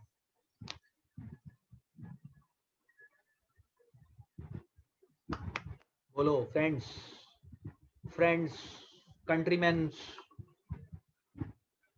समझ में आया है क्या? आपको मेरी आवाज सुनाई दे रही है? Is everyone connected? Is everyone connected? Yes. So did you understand what I said? This is the most important thing that you are learning today. कि omega of a with respect to b is same as omega of b with respect to a, both in magnitude direction। मैंने proof करके भी दे दिया। देख, omega of a with respect to b का magnitude है v perpendicular by l। क्या omega of b with respect to a का भी मैग्नीट्यूड है v perpendicular by l? Magnitude same है, डायरेक्शन भी सेम है, उसका भी एंटी क्लॉकवाइज, इसका भी एंटी क्लॉकवाइज। क्या चमका है? This is something very interesting that you are learning. क्या क्लैरिटी है ये? आजा, आजा, चल इधर आ, सवाल कर। ये देख, ये मान ले मेरा पॉइंट ए है, ये मेरा पॉइंट बी है, दोनों के बीच की दूरी 10 मीटर है। इसकी वेलोसिटी 20 मीटर पर सेकेंड है और इसका एंगल 37 डिग्री है। बता, omega of A with respect to B both magnitude and direction, ये बतानी है आपको। और दूसरा आपको बताना पड़ेगा what is omega of B with respect to A both magnitude and direction. और तुम्हें मुझे बताना है क्या ये दोनों सेम हो रहे हैं या नहीं हो रहे। बोलो बोलो, कुछ तो बोलो। सामने वाला ले गया बाजी। बोलो, क्या ये दोनों सेम आएंगे? अगर सेम आएंगे तो प्रूफ करके बताओ कितना आ रहा है। चलो जल्दी, फटाक से, कर सकते हो तुम में वो काबिलियत, वो हुनर, वो हैवानियत है कि तुम इस सवाल को सॉल्व कर सको। बताओ, 20 मीटर पर सेकंड का पैरेलल कंपोनेंट कितना होगा? बोल। 20 cos 30 cos 30 कितना होता है? 20 into 4/5 4/5 मतलब कितना? 20 into 4/5 16। Okay sir. और इधर वाला कंपोनेंट कितना? v परपेंडिकुलर, बोल। 20 into sin 30 sin 30 कितना? 3/5 20 into 3/5 कितना? 12 मीटर पर सेकंड। ओके, तो मैग्नीट्यूड आ गई सर 12/10। क्या सबका मैग्नीट्यूड आया है 12/10? 12/10 बिल्कुल सही मैग्नीट्यूड सेम है। डायरेक्शन बोल, डायरेक्शन बोल। ए से अगर देखेंगे तो गर्दन किधर घुमाना पड़ेगा बोल, गर्दन किधर घुमाना पड़ेगा बोल, to look at object b. गर्दन किधर घुमाना पड़ेगा? Clockwise anti clockwise? गर्दन एंटी क्लॉकवाइज घुमाना पड़ेगा सर, एंटी क्लॉकवाइज है। अब हम करेंगे omega of B with respect to a. Omega of B with respect to a करने के लिए क्या ऑब्जर्वर को ए पे बिठाएंगे?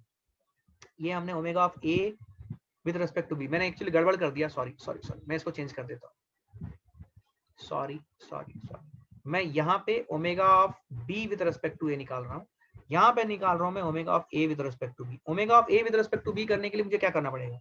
मुझे ऑब्जर्वर को बी पे बिठाना पड़ेगा। ऑब्जर्वर को अगर मैं बी पे बिठाऊं तो क्या होगा बोलो, तुम बताओगे। सेम आ रहा है ना रिजल्ट, सबका सेम आ गया है, लेकिन एक बार कर लो, कॉन्फिडेंस आ जाएगा, कॉन्फिडेंस आ जाएगा, कर लो एक बार, प्रोसेस बेसिक प्रोसेस है, कॉन्फिडेंस आ जाएगा दोस्तों। ये ए है, ये बी है, क्या ऑब्जर्वर को यहाँ बिठाऊंगा? ऑब्जर्वर को जहां बिठाऊं क्या उसे कंप्लीट रेस्ट पे लाना पड़ेगा? तो मैं इसके वेलोसिटीज जो परपेंडिकुलर डायरेक्शन में है ये था कितना, ये था 12 मीटर पर सेकेंड, और जो पैरेलल डायरेक्शन में ये कितना था दोस्तों, 16 मीटर पर सेकेंड। क्या मैं इसको कंप्लीट रेस्ट पे लाऊंगा? कंप्लीट रेस्ट पे लाने के लिए इसको नीचे की तरफ दूंगा -12 मीटर पर सेकेंड, और इस डायरेक्शन में दूंगा इसको वेलोसिटी -16 मीटर पर सेकेंड। क्या बात समझ में आई है? ये करने से जो ट्रीटमेंट इसको दिया है, क्या सेम ट्रीटमेंट रिपीट करूंगा इधर इसके ऊपर, ए के ऊपर -16 मीटर पर सेकेंड, और दूसरा इसको नीचे की तरफ दूंगा -12 मीटर पर सेकेंड। क्या आपको लॉजिक समझ में आ रहा है? तो ये करने के बाद क्या आपको लगता है, क्या आपको लगता है कि ये जो पॉइंट बी है क्या ये कंप्लीट रेस्ट पे आ जाएगा? यहाँ पे हमारा ऑब्जर्वर खड़ा है या बैठा है जो भी। अब इस पॉइंट की वेलोसिटी उसको क्या नजर आ रही है? देखो ये कंपोनेंट, वर्टिकल कंपोनेंट वेलोसिटी उसकी नजर आ रही है परपेंडिकुलर -12 मीटर पर सेकंड, और पैरेलल कितना नजर आ रहा है? -16 मीटर पर सेकंड। क्या मैं समझा पाया? क्या मैं समझा पाया? Everyone, everyone okay. अब ध्यान से देख, तो मेरे को जो मैग्नीट्यूड मिलेगा, क्या मैग्नीट्यूड मिलेगा 12/10? क्या सेम आ रहा है 1 पॉइंट? डायरेक्शन बोल। अगर बी पे देखेंगे तो ये कैसे जा रहा है? ये नीचे की तरफ जा रहा है, ऐसा सोच, देख मिरर किया हुआ है, बिल्कुल मिरर किया हुआ, देख ध्यान से, ऐसे जा रहा है, ऐसे जा रहा है, तो ऐसे घूमेगा, ऐसे ऐसे घूमेगा। ये कौन सा डायरेक्शन है? इमेजिन कर, क्या ये एंटी क्लॉकवाइज है अभी भी? क्या मैं समझा पाया? क्या एंटी क्लॉकवाइज है? तो you got omega of a with respect to b is same as omega of b with respect to a, and both are same in magnitude and same in direction. क्या clarity है everyone? What is the time by your watch? 12:01। थोड़ा सा और 4-5 minute खींच लूं, 4-5 minute खींच लूं everyone, 5-7 minutes more खींच लूं। चलो इधर देखो, क्लास तो नहीं है ना कोई? ओके इधर देख, ध्यान से, ध्यान से देखना, ध्यान से देखना और बताना समझ में आया या नहीं। सुनना ध्यान से, एक और क्वेश्चन देख। मान ले मैं बोलूं there are 2 points a and b. A की वेलोसिटी है इधर 5 मीटर पर सेकेंड, बी की वेलोसिटी है इधर 15 मीटर पर सेकेंड, और ये एंगल है 37 डिग्री। आपको अभी भी निकालना है omega of B with respect to A, mag and direction, और दूसरा आपको निकालना है omega of A with respect to B, mag and direction. Check करके बताओ क्या दोनों सेम आ रहा है? दोनों सेम आना चाहिए, करके बताओ। चलो fast fast everyone, everyone fast, जल्दी करो,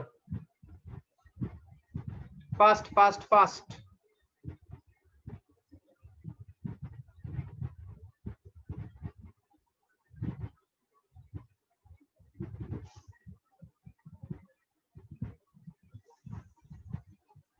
हाँ जी,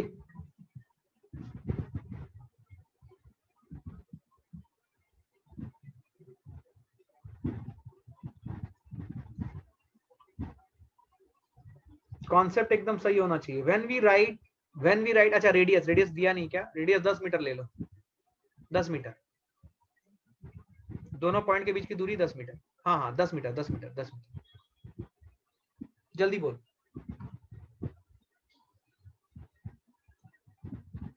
0.9, 0.4, ओके, दो अलग अलग आ रहे हैं, दोनों का सेम आना चाहिए। सब लोग देखो ध्यान से, याद रखना हमेशा जहां पे डिनोमिनेटर होता है ऑब्जर्वर वहां रहता है, कॉन्सेप्ट है ये।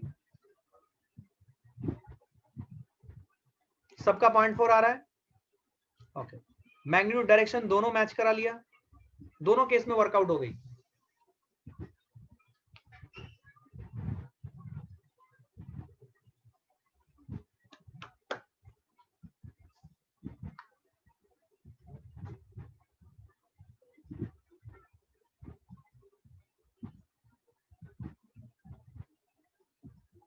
सेम आ रहा है. Shall I assume that it is correct? Everybody has done it correctly, or shall I do it?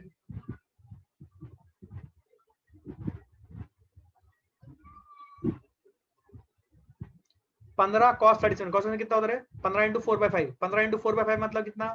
15 into 4/5. That is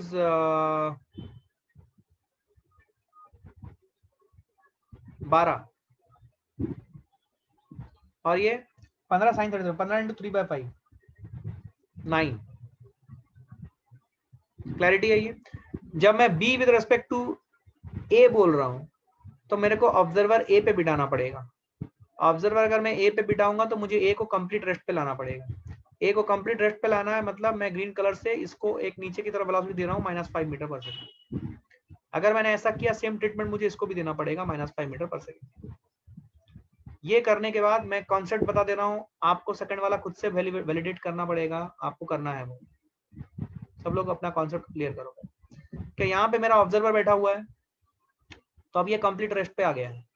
complete rest पे लाने के लिए अभी इसका ट्रीटमेंट अगर आप देखो तो ऊपर 15 नीचे 5 तो ये आ जाएगा इधर ऊपर 10 मीटर पर second.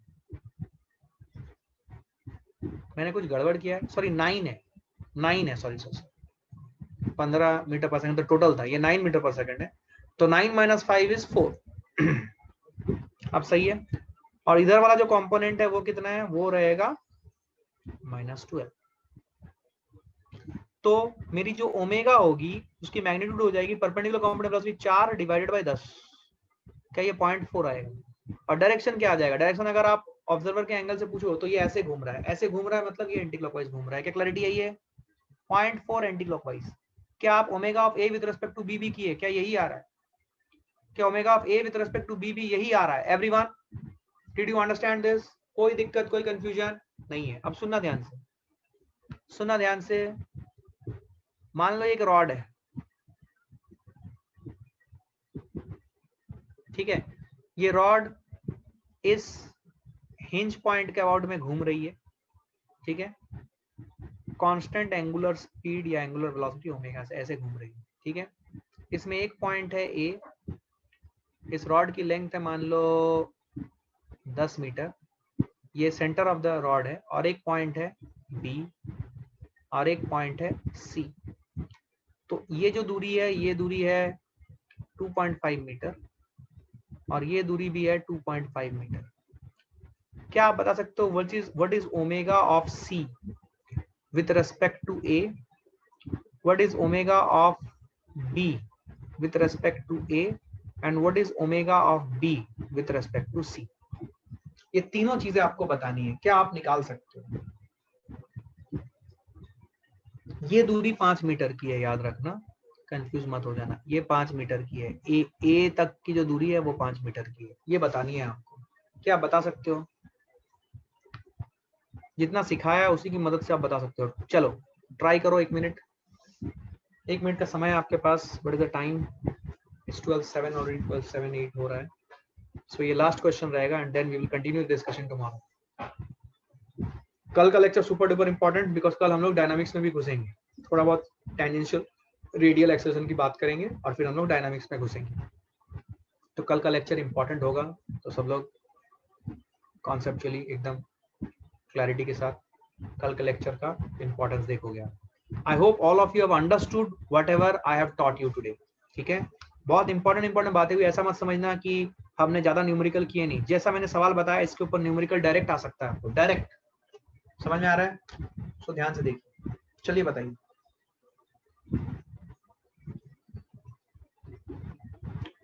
Take 1 minute time. Try to answer this. Omega of c with respect to ए.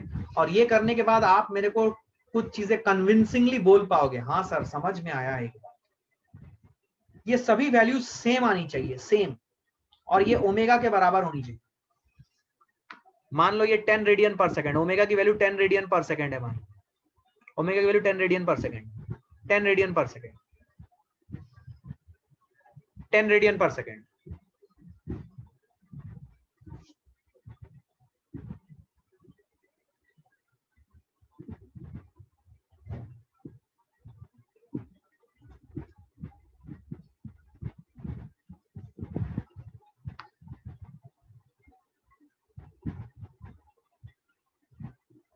0,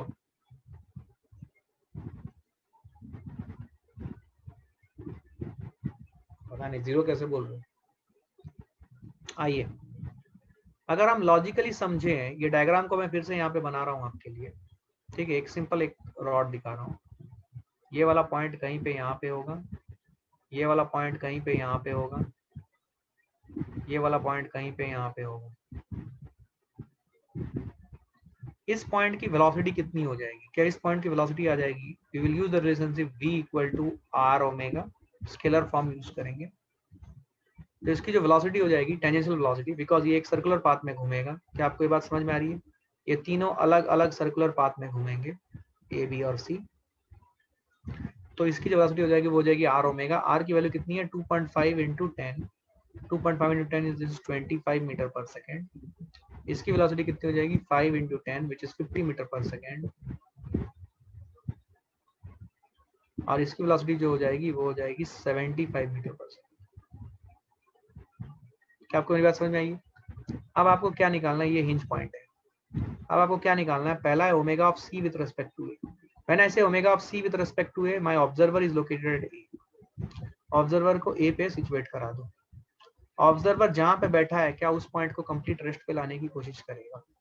तो इसको ऊपर की तरफ एक वेलोसिटी दे दो, विच इज, ये सब नीचे की तरफ है तो माइनस आगे से डाल दो इसे, ठीक है। नीचे की तरफ की वेलोसिटी का साइन माइनस के साथ, ठीक है, ध्यान से देखना। तो ऊपर की तरफ इसको आपने प्लस 50 मीटर पर सेकंड वेलोसिटी दे दी। अभी जो ट्रीटमेंट आपने प्लस 50 मीटर पर सेकंड इसको दी है, तो क्या सेम ट्रीटमेंट आपको सी पॉइंट को भी देना पड़ेगा? मतलब ऊपर की तरफ आपको इसको वेलोसिटी 50 मीटर पर सेकंड देनी पड़ेगी। अगर आपने ऐसा कर लिया तो होगा क्या? इस पॉइंट को मैं फिर से बनाता हूँ, omega of c with respect to a. ये पॉइंट सी है, ये पॉइंट ए है। ए पे ऑब्जर्वर बैठा हुआ है और सी की वेलोसिटी हो जाएगी 50 ऊपर, नीचे 25। तो क्या ये 25 मीटर पर सेकंड की वेलोसिटी ऊपर हो जाएगी? सब लोग बोलोगे, सब लोग बोलोगे। क्या क्लैरिटी है? 25 मीटर पर सेकंड की वेलोसिटी ऊपर हो गई। और ये डिस्टेंस कितना है? ये डिस्टेंस है 2.5 मीटर।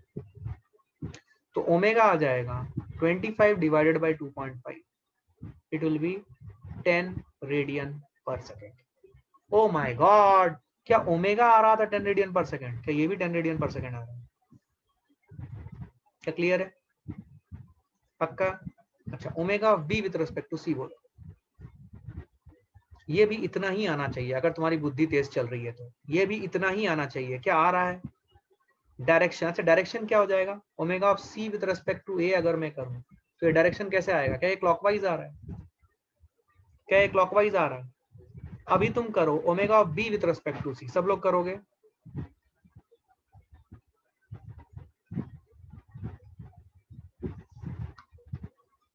हाँ जी, क्या क्लियर है? कितना आएगा omega of B with respect to c? Omega of B with respect to c, जल्दी बताओ। Omega of B with respect to c के लिए आप क्या करो? बी और सी पॉइंट की वेलोसिटी देखो। सी पॉइंट की वेलोसिटी कितनी थी? नीचे की तरफ थी -25 और इसकी वेलोसिटी थी बी की -75। क्या आपको समझ में आ रहा है? तो आपका बी विद रिस्पेक्ट टू सी मतलब सी पे आपने ऑब्जर्वर बिठाया है। सी पे ऑब्जर्वर बिठाया तो इसको रेस्ट पे लाना है, तो इसको ऊपर की तरफ 25 मीटर पर सेकंड वेलोसिटी दे दी। क्या सेम ट्रीटमेंट यहाँ पे भी आप इसको 25 मीटर पर सेकंड ऊपर वेलोसिटी दोगे? तो क्या हो जाएगा? ये -25 नीचे, ऊपर 25। क्या ये 50 नीचे आ गया? तो omega of B with respect to c क्या हो जाएगा? 50 नीचे, 50 डिवाइडेड बाय लेंथ कितना है? लेंथ है 2.5 मीटर। नहीं 2.5 नहीं, 5 बिकॉज बी और सी के बीच की दूरी 5 मीटर है। तो 50 बाय 5 क्या ये 10 रेडियन पर सेकंड हुआ? ओ हो। और डायरेक्शन देख, क्या डायरेक्शन ऐसे घूम रहा है? अगर बी पे, अगर ऑब्जर्वर सी पे बैठा हुआ है तो उसको ऐसे घूमता हुआ दिख रहा है, ऐसे घूमता हुआ दिख रहा है, मतलब ये क्लॉकवाइज है। अरे यार कमाल।